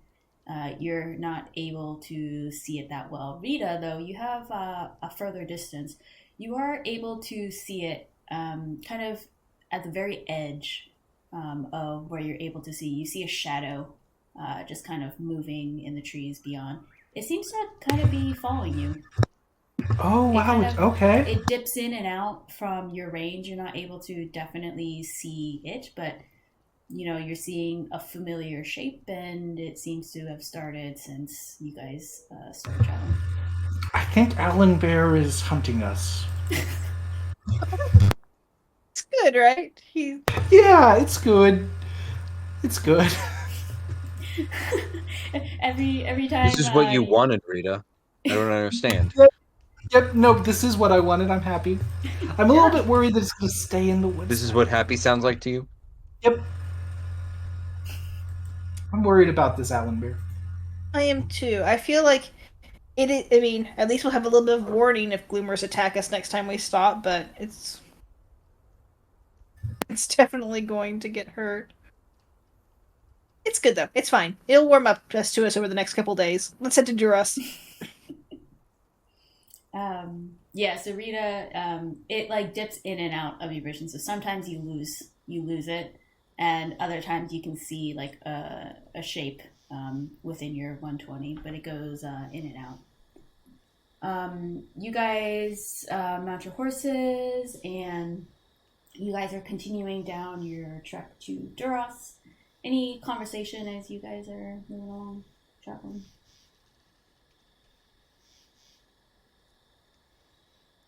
I think I'm too tired. Yeah. I think Turvic's way far too tired. He just wants to go to sleep. Let's see. Go back to. I think you guys had him in the back, probably. I think you guys were together a little bit closer, Roland and Rita.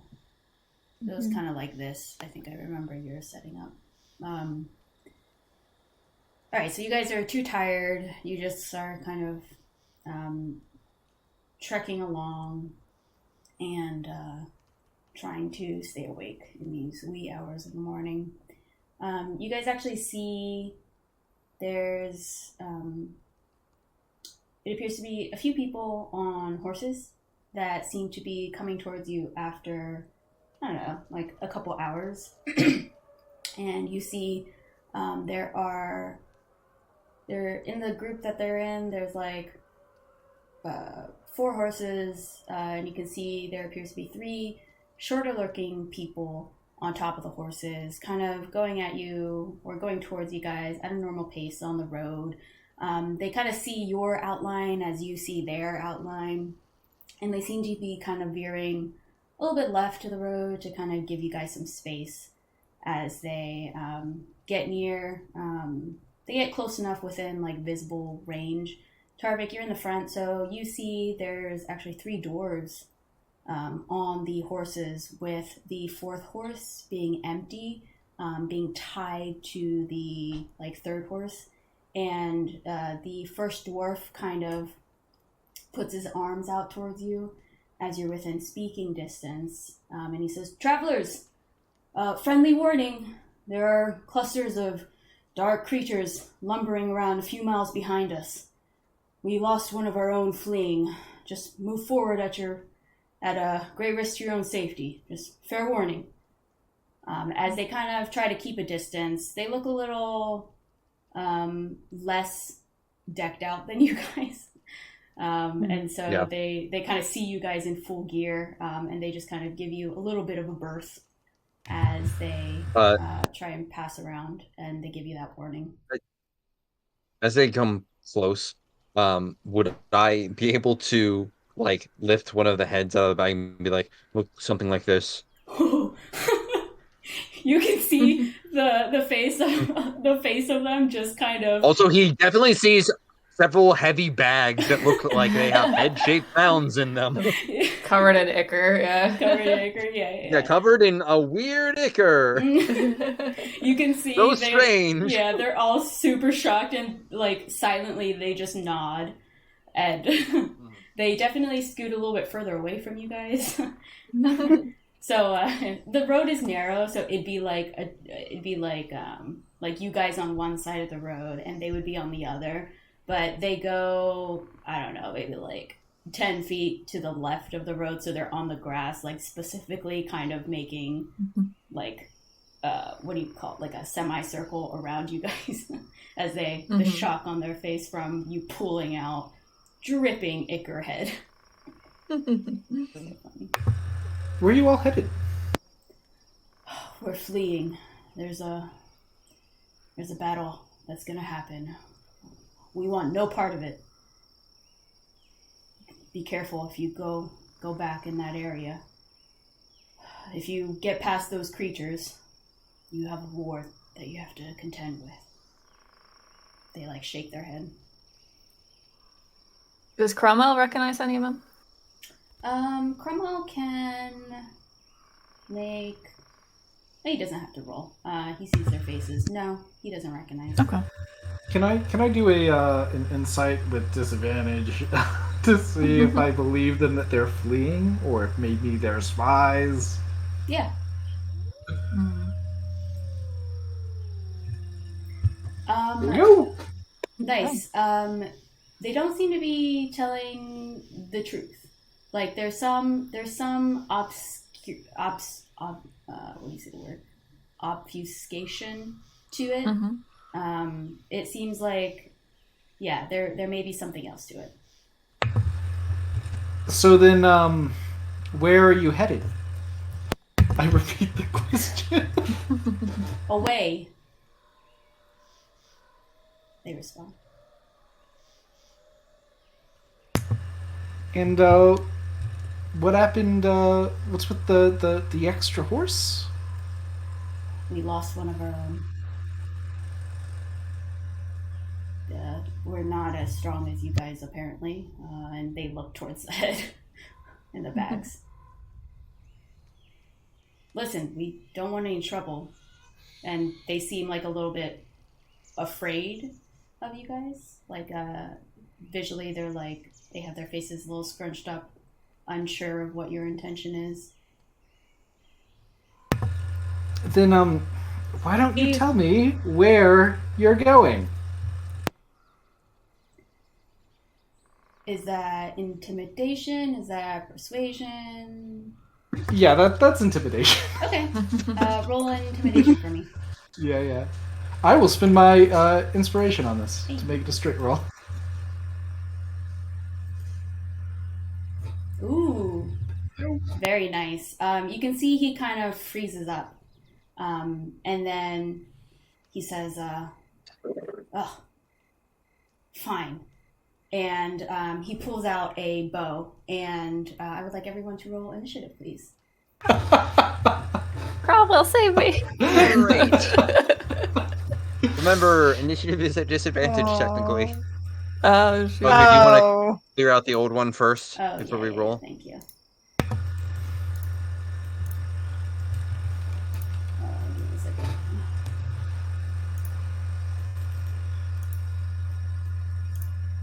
Okay, Tarvik, you're good. Cromwell, Vita, Roland, Cassandra, you're good. No more Bodax. No gloomers. No gloomers. Okay. I thought I had disadvantage. Oh yeah, it I just did. it I doesn't don't do think it. it auto does it. Yeah. Oh, okay. So I'll just change. You just might have to change yours. My first one was correct. Well, no, it did the second one, so it's So 13.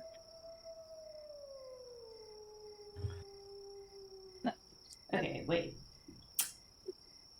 Yeah, we have to fix them. Is it update? Yeah. It's not updating, is it? Let me just check.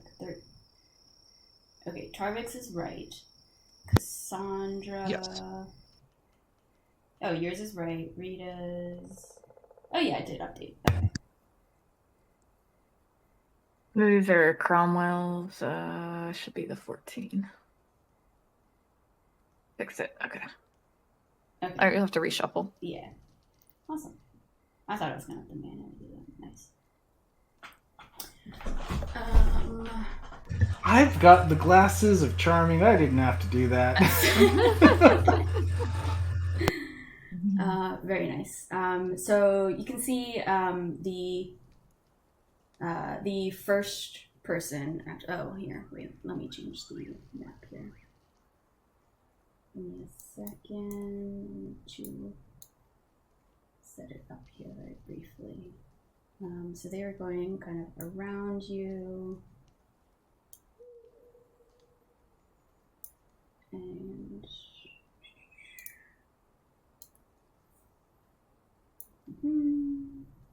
okay. And yes.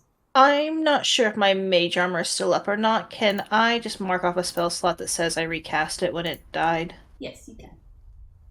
Thank you.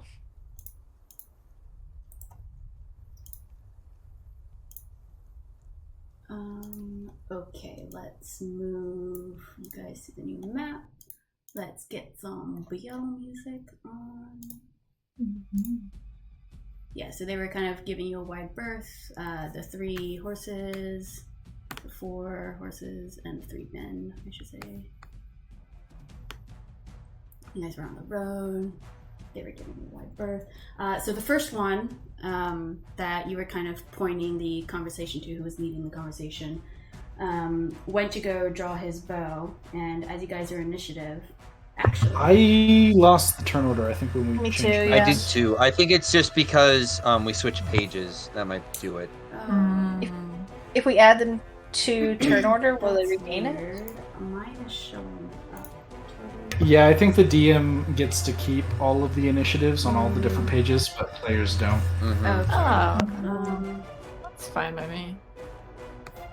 Yeah, just, tell us when we go. Just let us know when it's your turn. All Yeah. right. So, all right. So, well, first, what happens is he goes to reach his bow, but someone else is quicker, and let's see. you see all of a sudden a dark-skinned male, or at least appearing male, some type of humanoid, appear on the back of the second horse. And you see him, he's directly looking at you guys as if he's been looking the entire time. And he points forward and he does a spell here.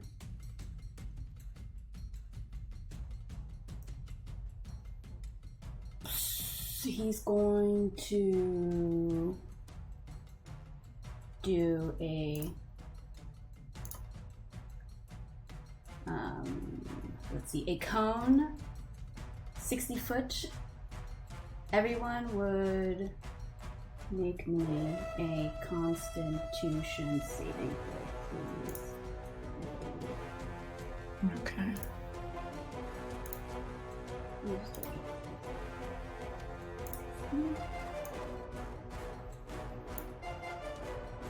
That should be a 12.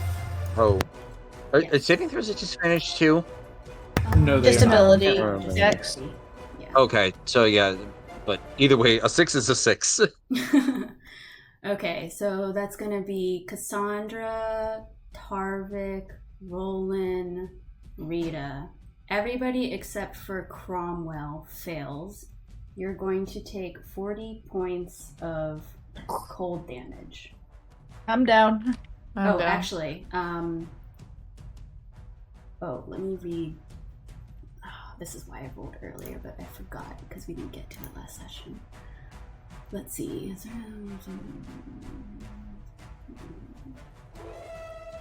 he 4?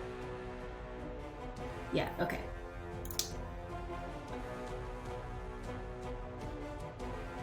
Okay, so someone's down. Okay. Roll 40. You said 40? 40 It's points 40, right? of cold. Yes. Yeah. It is a cone. Sandra of and I are cold. both down. Okay. Mm-hmm.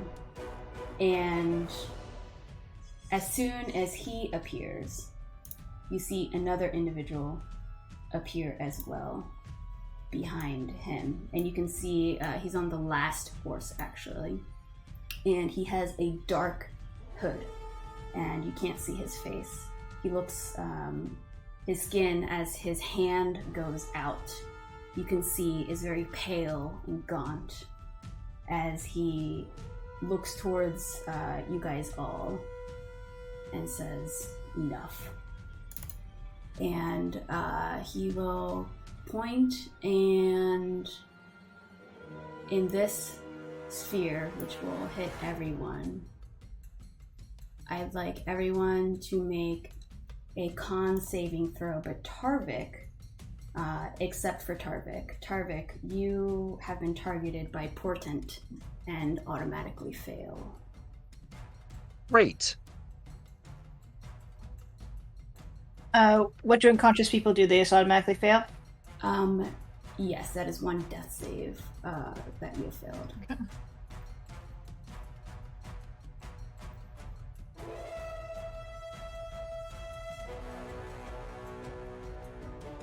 How are our horses doing?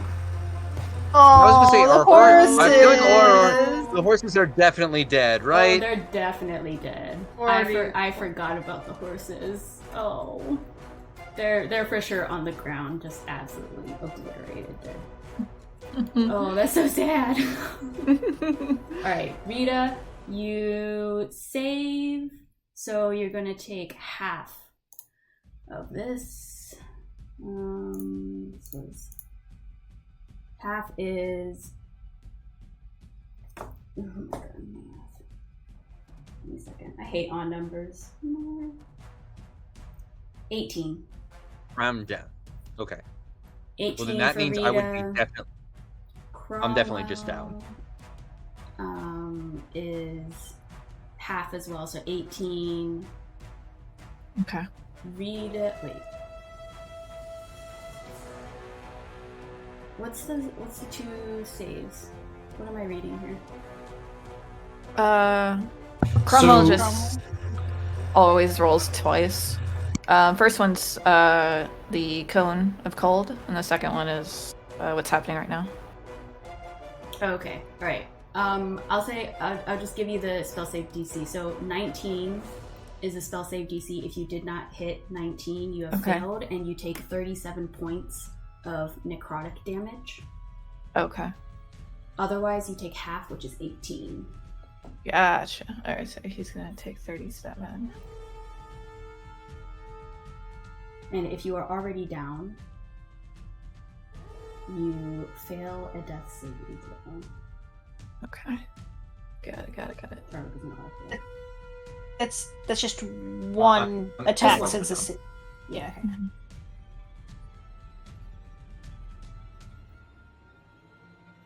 All right, is everyone finished with their calculations? Mm-hmm. Okay. As he finishes his cast, he says to the first human that appeared behind one of the doors, Zalistan, finish. Roland, can you make a save for me, please? A death save for me. Okay. I'm gonna GM. Okay.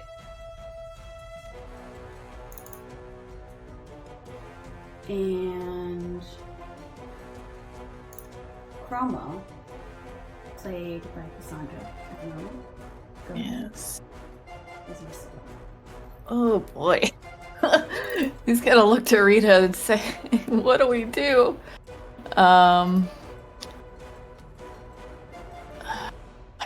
He would have to dash to get up there.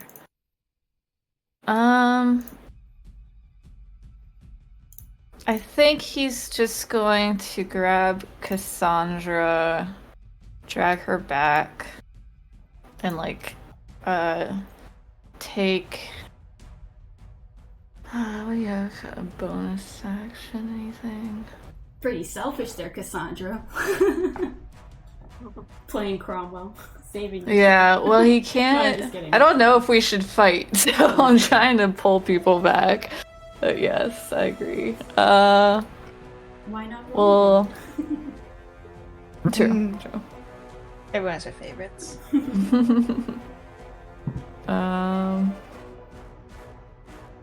And he will.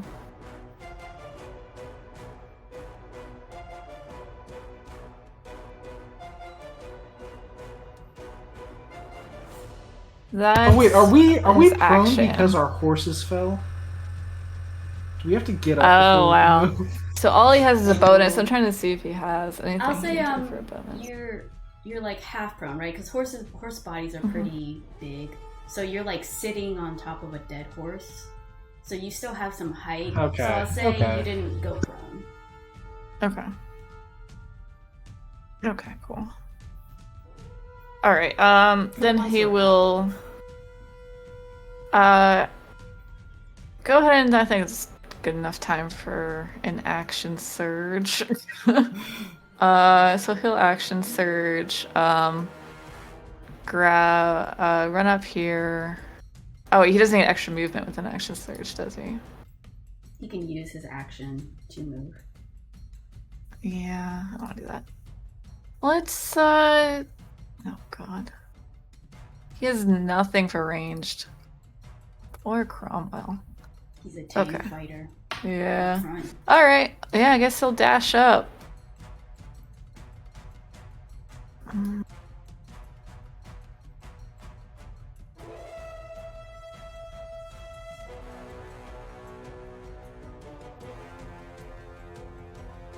Okay. That is bonus action, Hunter's Mark, Cone of Cold guy. All right. Alright, And what's it? That takes it to Cassandra, who I believe we were down. So you Mhm. also take a death save throw. So go ahead and roll. Okay. Okay. And then we go to the mounted dwarves, who will continue with their action, which was taking their bows and arrows. They're going to aim at Cromwell, who is the one there, so let me see what they do. Let's see.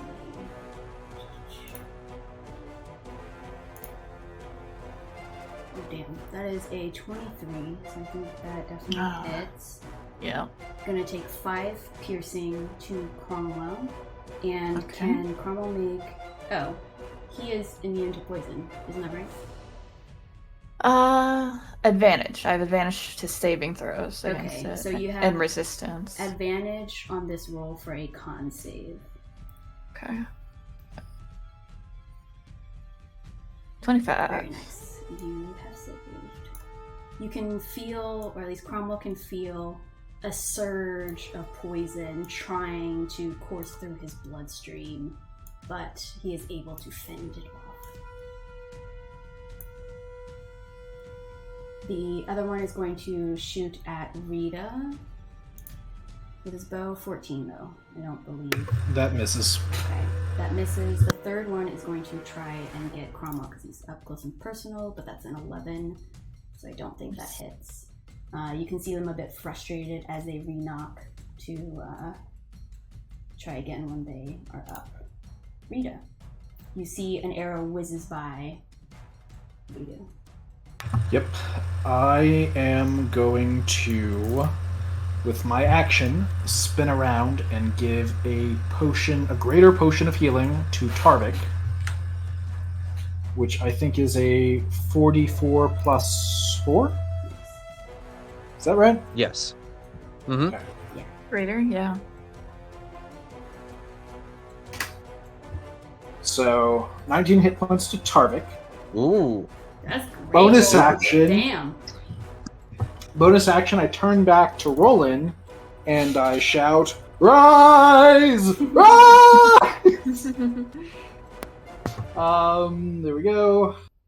So you get a healing word. Okay. Another 6. Very nice. That's exactly what I rolled last Thank time. you. Amazing rolls. Okay. And then I am going to move so that we aren't clumped up, hopefully, anymore. I'm just going to run all the way down here.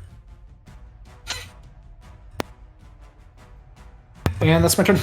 All right, Tarvik, you feel the surge of health pour down your throat as you kind of look up and see this scenario. Since you did fall unconscious, you are prone on top of a dead horse. Right. I will stand up. That is step 1 of the plan.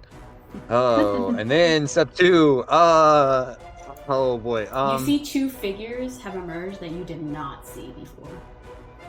Okay. Which were the 2? Maybe this is just because I was on a different map. This is Was it the that one? This is behind, and then there's one. Oh, he's not on the horse, but Yeah, I do not see that one on the horse. Sorry. That's why I wanted to be clear. No, he's on the horse. Yep. Okay. Do I I have a luck thing for him? think. Oh boy. As much as I think healing is realistically a long-term good thing, I think the better solution in this moment is I would say, let's call it fucking people up. So what I'm gonna do, I'm gonna spend my next 15 feet, my last 15 feet of movement, just going back 5, 10, 15 to here. Just out of curiosity. Okay. And then I'm going to. Yeah, I feel like I gotta try it. I feel like it's not gonna work, but I'm gonna try it. Just Tarvik would do it. Dang it! I'm gonna call lightning right here. What? I was just I was amused by her because Tarvik would do it. Dang it. Yeah. So right here, I don't know what you would count for that guy or this guy because their horses are in the square, but maybe not them. But right there, I will center it. So everyone in there would need to make a saving throw. It's a I can post a spell.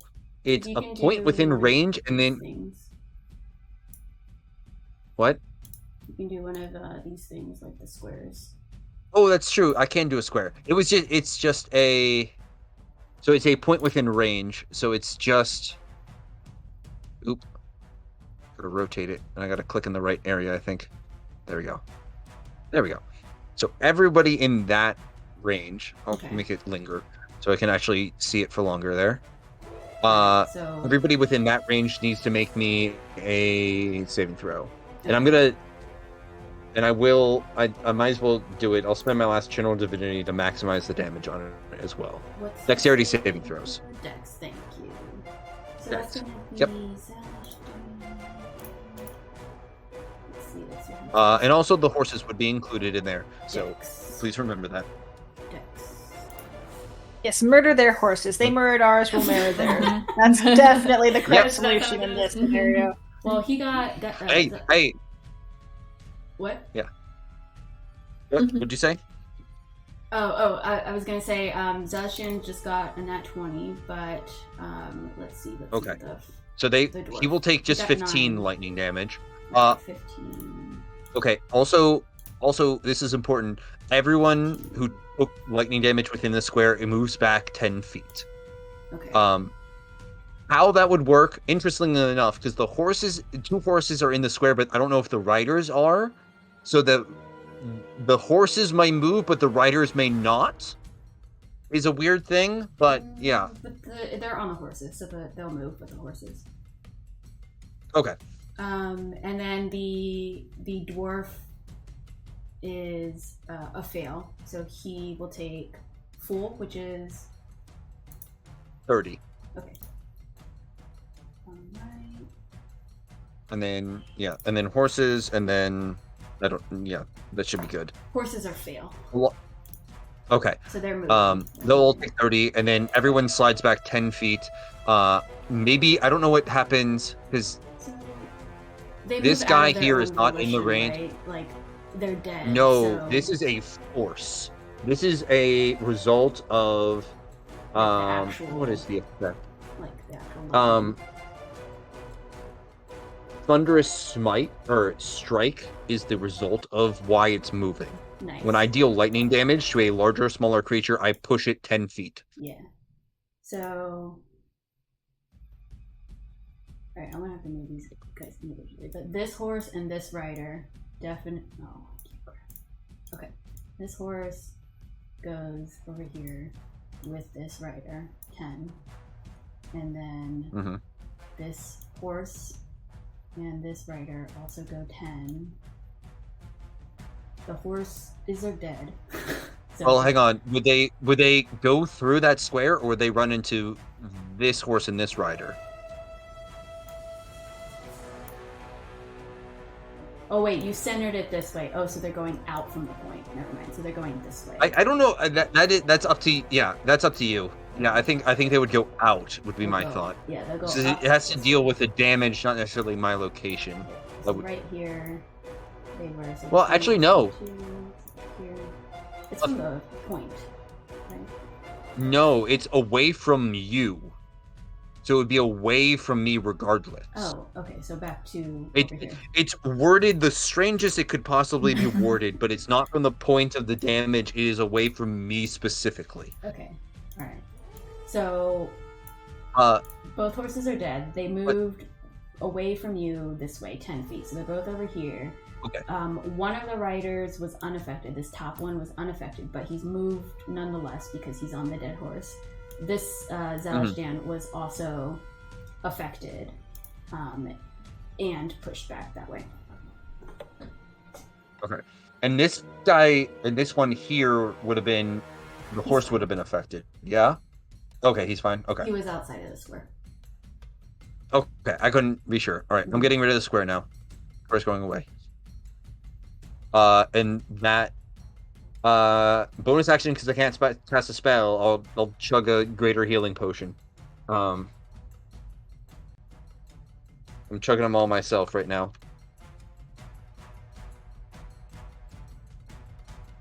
But that is the end of my turn. Okay. He finishes. Ooh, another nice roll. Very good healing. He chugs his potion. You see this first rider here says to the hooded figure, of course. And actually, he'll add in, of course, Drogo. And he says, Oh, great! Oh, that's a great one. He will. Did you put that first guy's name in chat too? Yes, here. Thanks. Yes. Thank you. It's actually very important. Let's see, where am I? Him. Okay. So he will go ahead and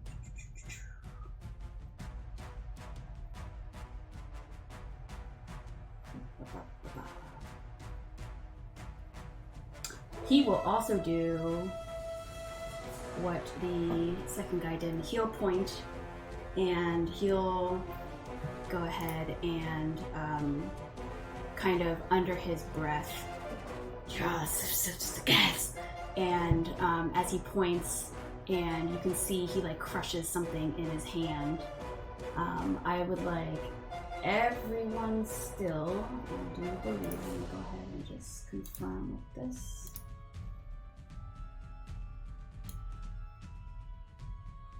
Yeah. Everyone to make a Constitution saving throw, please. Tarvik, again, you are targeted by Portent and you auto-fail. Oh, great. I don't like you, I Tarvik. need everyone, Apparently. everyone meets a 17 or above. So Cromwell's good, Roland fail, Rita fail, Cassandra's fail. unconscious. Yep, Yeah. auto fail. Mhm. You guys are going to take 30 points of necrotic damage. Still up. Nice. As he I says, do of need to make a course- Constitution. okay. Do I take half for his Cromwell? For Cromwell, yes, thank you, half. Because he saved. Sandra failed her save. I was knocked out, so yeah. She was unconscious. Mm. So, Oh, great. he This says, is not looking great. No, That's it's two not. failed. That's two failed death saves for her. Mm. he says, Like of course, Drogo. And as he does a spell, he looks at the results as he kind of targets who is still up, which is Cromwell and Tarvik. And he says,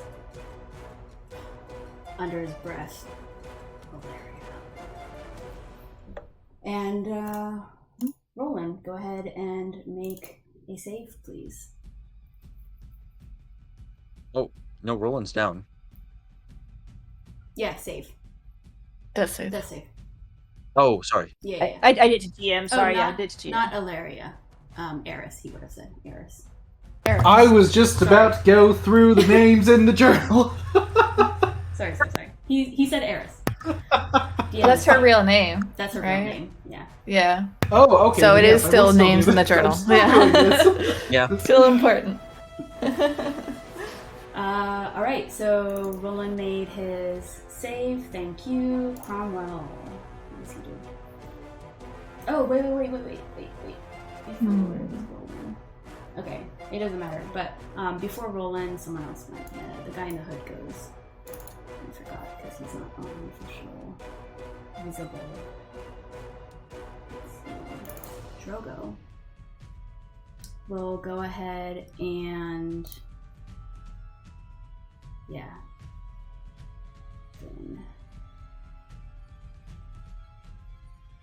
he will go ahead and move his hand over and you see granules kind of fly out towards your general direction, everyone, as he whispers, "Sasurse." And he's going to cast this at 4. And Tarvik, you fall into a deep slumber. Great. I'm just gonna put the X to join the party. You're not dead. This isn't. And then we go to Cromwell. One away from bingo. Oh boy. Bingo? What would Is that what you Cromwell said? do? Yeah, one away.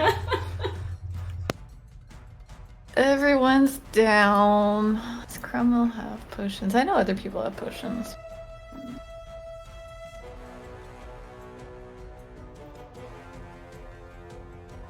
Oop. Would it be beneficial?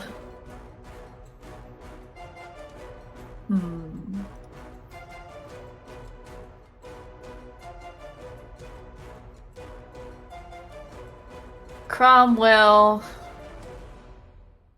Gosh, just that would be something Cassandra would do. Okay, no, like I think in Soldier, he's gonna fight to the end. Let's go.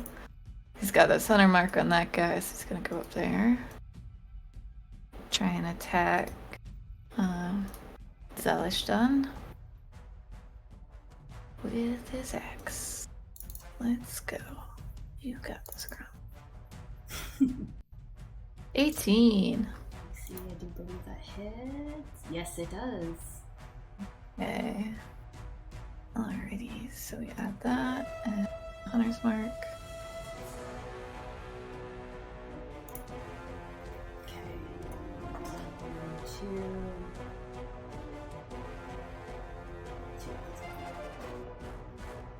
There's only 1 2 in that, right? Yeah. Yeah. Yeah. Amazing. 18. Beautiful. Alright. And then second attack. Ooh, okay. Yeah. Alright. Just double checking. Hunter's Mark is every time, right? Yes. Okay, cool. Alright.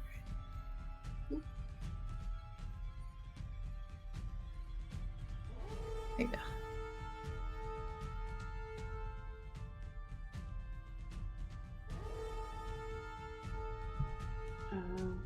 Okay. Very nice. Anything else for his turn as he slashes down? Describe how he gets this cut in. Yeah, I think is he still on his horse or? Yeah, it's dead, but he's still kind of like straddling it. Okay. Alright, yeah, so he'll still using his shield to like cover himself, he'll take like kind of almost slash and a spin twice. Kind of like a whirlwind. Nice. And he'll turn to the dwarves and just call them cowards and Nice. say they should have or ask them who they're working for. Mhm. Who are you working for? And if that's the end of Cromwell's turn, we have Cassandra. Let's see. No whammy. Mm-hmm. Okay. Alright. Then we go to Rita, who will make her save. Oh boy, I have to turn on 2GM.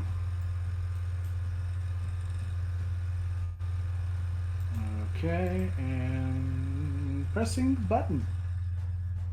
Whee! Whee! Okay. Tarvik, you are asleep and with no 9 more rounds until I wake up. Yeah. No one to wake you up right now. You are Mm-hmm. asleep. We go back to. Wait. Archers. Okay, the archers. Go back to them. they will go ahead and continue to fire. They move a little bit beyond, so this one will move this way to get a shot in at Cromwell. And this one, as they all aim towards him, they're going to fire 16 Cassandra for Cromwell. Miss. Okay. 11. Miss. 19. Miss. Nice. So you can see all of them are trying to get a shot, and they are not able to. They're terrific. Okay, back to the top of the round. Zalstan will look at Cromwell. And he will go ahead and do...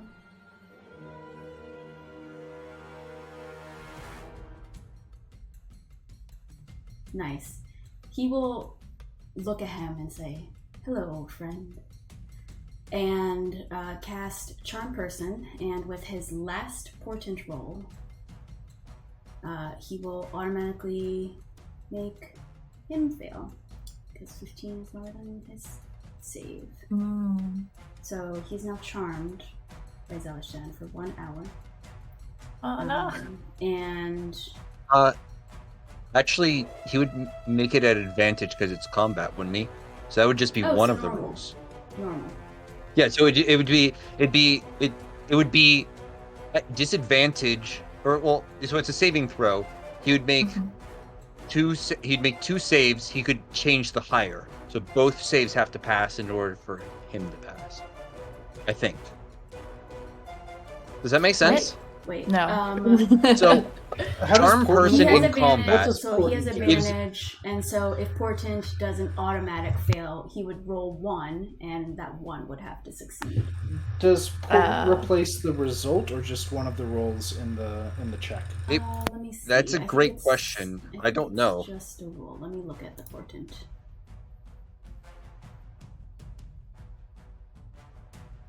You can replace any attack roll, saving throw, or ability check. So... That sounds like the result to me. Replacing attack roll, saving throw, or ability check. Saving throw. Replace any saving throw. So even if he made his saving throws, he's replacing this. Yeah, it sounds like Okay. Yeah. I wasn't sure how that Good worked. check, though. Good honestly. check. So, yeah, so he's charmed. And so we'll do this a little bit semi out of combat since everyone is in the state that they're in. Celestian, seeing Cromwell's eyes kind of glaze over in friendliness, smiles and say, "It is done, Drogo."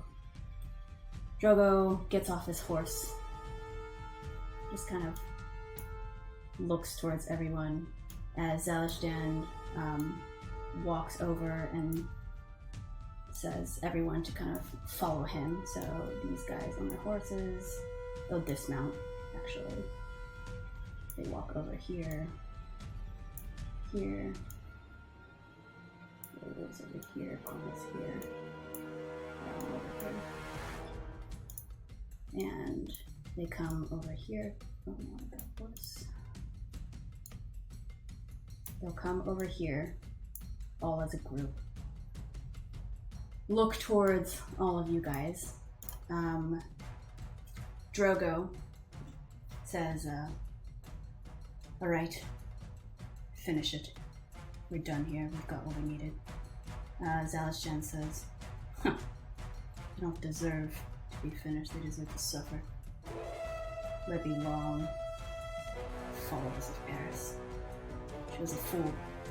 And he actually takes from his side a familiar long sword with wings, and he chucks it to the ground in disgust.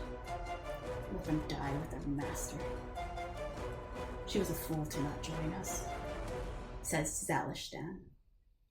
And Drogo says, "Yes, you made a wise choice back then. Let's go." And you can see Zalishdan move his hands around as all of a sudden they disappear. Along with Wow. Oh Ah, He stole my shield! But she got his sword back.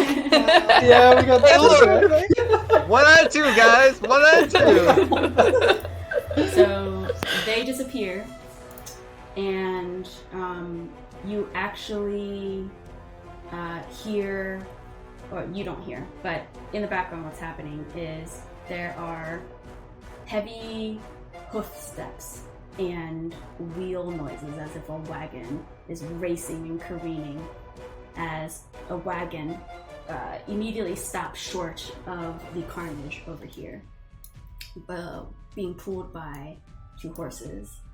A figure steps off and runs to this area, this carnage here. Give me a second. Do we need to continue making death saves during all this? No. This is Okay. this is kind of Do I wake up during any of this? no. You're still asleep. Okay. Give me one It's been. second. It's Oh, it hasn't been that time yet. There are conversations. Yeah, I think I with sleep for like a minute. a minute or something. Okay. Yep, Yeah. a minute. Shoot, where's his token? Alright, guys. Give me a second to search. Here he goes. He pulls up here. Looks at everything a bit frantic and holds out his hand. Wait, don't show yourself yet. And he kind of looks around, takes his sword out, and tries to perceive what is happening. He immediately takes some potions out, tries to shove it down Cassandra's throat. We'll go ahead and rush to Roland and shove it down his throat. In a beat, you hear him say, "Gil, the others." And a figure, though not visible, will go ahead and shove a potion down Rita's throat, as well as Tarvik's throat. As all of you get a common healing potion, you can all roll for yourselves, except for Cassandra. And he kind of looks frantically and says, "Gil, it's safe." And you can see, as you are waking up, there was nothing, Tarvik, and all of a sudden, you see a man appear kind of over you.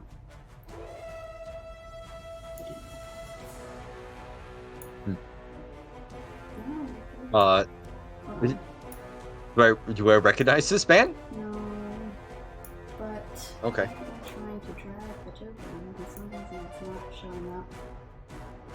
I think the rest of us Because he's do. invisible. He's invisible. I see an invisible man.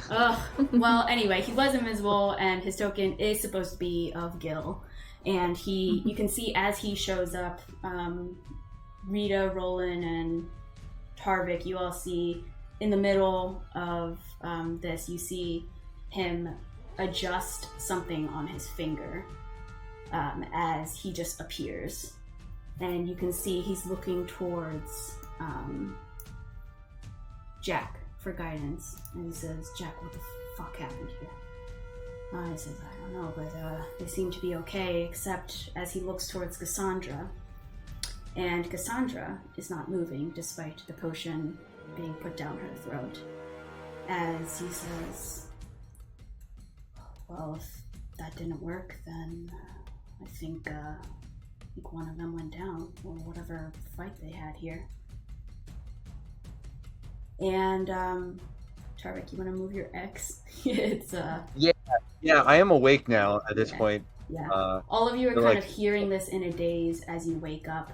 You see familiar faces to everyone except for Tarvik, Jack, and Gil, who kind of have empty bottles in their hands, looking a little bit concerned towards Cassandra as you guys wake up. I'm gonna reach into the pocket that I had the eye in. Is it still there? Yes. Thank you for Forgot doing it's that. I still in a was stressing pocket. out about Yeah. that. Yeah. When I heard we got what we came here for, and I didn't see them come over my body, and I was like, oh no, my do they not God. know? No, Do they not want it? No, Okay. I did a That's big. good. No. I'm so sorry. As a DM, I messed up. I got caught in the tracking of everything. No, okay. So retcon, they did take the eye. Okay. I'm so sorry. They were tracking. Oh, they were they tracking did? both Cromwell and the eye. They knew you had it, and Okay. they were tracking you guys. I am so sorry. Wow. Okay. No. They definitely were. So they have. Just to explain how they track the eye. As soon as you took it out of the box, they were able to feel its pull because of their Right. That makes sense. because of their devotion to Vecna. And so they were like drawn to Mhm. the eye, and so they have been tracking you guys as well as Cromwell. So 2 birds, 1 stone was this trip. So no, the eye's gone. Sorry, that was a big Okay. faux pas on my part. Sorry, that would have been more dramatic if I had actually done it right. Yeah. No, it's gone. But as you guys are looking around, as you feel that it's empty, all of you see the sword that was thrown down to the ground rise up, and it starts glowing a little bit. As you see it just kind of levitating, it was chucked down next to Roland here. You guys see it levitate, and it starts to reverberate, and it starts to glow brighter and brighter as Jack here takes a defensive stance with his sword, as he doesn't know what's going on. Same with Gil over here, where his token would be. And you can see as the sword gets brighter and brighter, it starts a nice little laugh in the air, like Ilaria's laugh that you once heard when you swung the sword. As it kind of goes off and fades on the last note of the laugh, it shatters into a billion little pieces as the glowing light pieces shoot towards Cassandra and drift around her and start enveloping her, and then get absorbed into her body as Cassandra glows slightly, and then the glow fades. Cassandra, Yeah. your world is dark. You don't feel anything, you don't see anything, but you know you're somewhere. You try and blink to see where you are, try to get a glimpse. You try to reach out to feel, and you don't feel anything. You don't see anything. You try to move your body to see if you can move forward, go back, do anything, but it seems like you're just suspended. And then all of a sudden, in front of you, a visage starts to form. One slightly familiar. In a dark cascading feathers, you see a pale face, distant, yet looming over you. You see that face look towards you as you can now feel coolness around your skin. You feel like you're breathing, but you're not. As you move your hands in front of you, you're suspended in liquid. And let me get rid of this down because we are in more of a dramatic tone here. Mm-hmm. So as you kind of move your hand through the suspension of the liquid that you're in, you see her face grow further away as she looks towards you. She seems to be going further and further away, slowly, but you can see her face dissipating. What do you do? I try to follow her. Can I move towards her? Yeah, you try and move towards her, and you feel yourself propelled slightly, yet unable to match her speed at which she is going away from you. No, don't leave me. Very nice. As you do, as you say that, she seems to pause for a moment, and she repeats, "Children." And in an instant, you are ripped away from this image as you feel feathers falling down around you as if you were being pulled through a pool of feathers as you see them go beyond you, passing, rushing by you. You feel yourself kind of pulled into this world as you kind of wake up with your eyes open. You do have 1 hit point, and you are no longer deceased. Yeah. You feel the echo and the warmth of what you remember Ilaria/Eris's laugh to be ringing in your ears and in your heart as you wake up.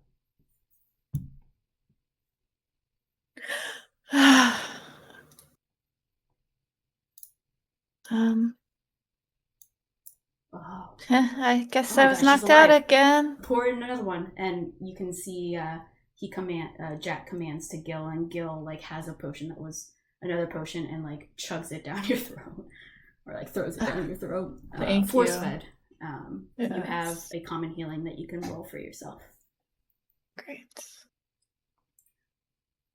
As all of you are kind of in this state of unease and confusion, what do you do?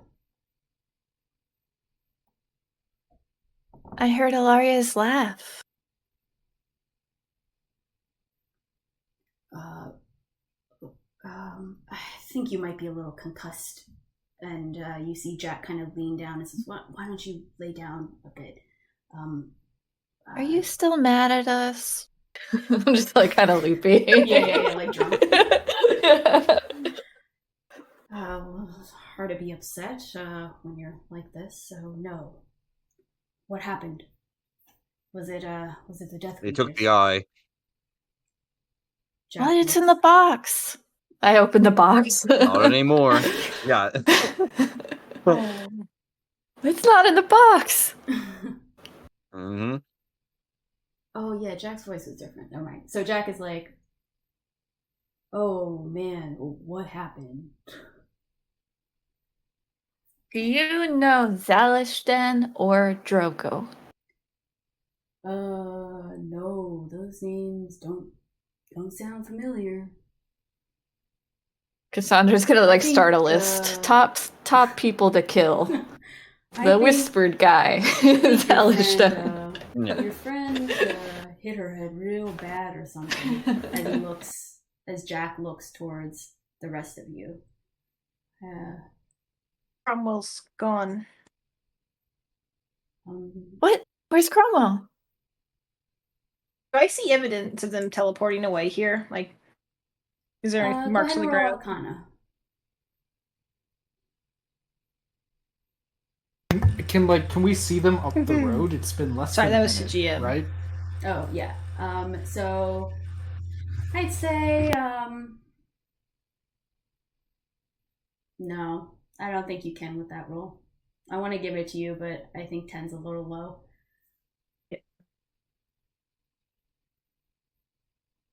What was the question for Rita? Sorry, can we just see them up the road? It's been like less than a minute. Go ahead and make a perception check. Okay. They're horses. I mean, Yeah, and they're not on horses. horses. So I guess if we don't see them, then, you know. 21, There you we do not go. see them. Okay. You feel confident that you're looking really Yeah. good, though. Oh my gosh. To answer your question, there were dwarves that we ran into, and they seemed really suspicious. So I kind of insisted on where they were going, and then these two magic users showed up out of nowhere with the dwarves like on their horses, and I'd like gesture at all of their dead horses. And they just opened up. They just opened up and cast a bunch of magic, and we were all down immediately. Did you make enemies? Who are they? Why? Oh God, his voice. Why are they trying to like kill you guys? Oh god. That's a That- story and a half. That is a story. I mean, I think we know who they are. Gil, you're just a traveling merchant, right? What are you doing out here, like with all the gloomers and things? Who are you looking at, Jack or Gil? I'm looking. Jack's oh, the sorry, merchant. Jack. I'm looking at Jack. Oh, Sorry. okay. Yeah. Yeah. Jack says, I'm coming back from Paravor. So then you just know came what from happened to Paravor? You were just at Paravor? Yep. Yeah, I saw some people and I offered to, take them back with me, but they were a little scared. These magic users were probably with the group that is responsible for the attack on Paravor. Oh, shit.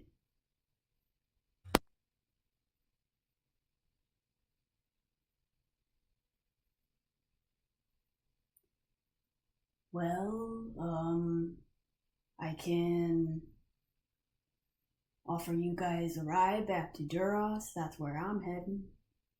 God, he's not Southern either. What was his voice? I don't remember. It was like, I tried to like go back to his He's just like voice. normal dude. I don't know. Yeah. He's like surfer. Yeah. Yeah. Surf's up. Yeah. Hey, man. What happened to that silvered haired guy? What silver-haired guy? Are you talking about Gil? Was that Gil? I thought there was another this guy that is- harassed the innkeepers. That was different than Gil. Yeah, that person was with Layla, I think. Okay. Right. And wasn't with. Oh gosh, did these guys pass Layla on the road? Is she gonna be like dead up ahead a few hundred yards? No. Did you see the hangers? Well, they wanted us, I think. That's right. They didn't want us. Yeah. Yeah, that's right. Gil show up on the map. We definitely need to get back to Duros, so we appreciate your offer to help us with the ride. Well, if y'all don't steal anything, then yeah, you can hop on. How much No do we owe promises. you? It's 60 gold per healing potion? Oh, don't worry about that. I like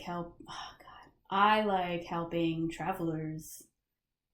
And seems like you guys needed help, so bygones be bygones, dude.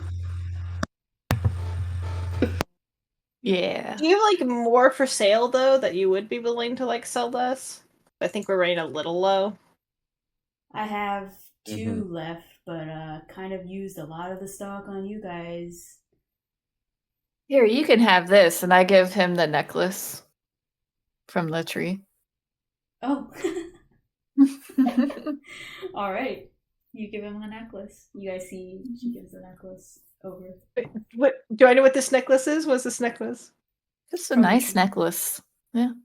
It's a nice necklace from a tree. Okay. That's the out of character. That's the innkeeper's wife's necklace. Yeah. Gotcha. Oh. Roland, can I have paper and pen? Let's see. I think I should have some. Yeah, I have those things. Okay. Sure. He'll settle you guys up in his cart where you can see. He says, Gil usually goes in there, guys, but you guys can hop in. Gil, why don't you sit up here with me? And you can see Gil nods, and you can see him twist or adjust something on his finger, his ring, and he just disappears. That's a nice ring. He's a nice ring. We have this sack of heads, I think, that we'd really like to take with us to Duros, if that's okay. Yes. Actually, in many ways, this might pay our way to Duros, so. Yeah, dudes.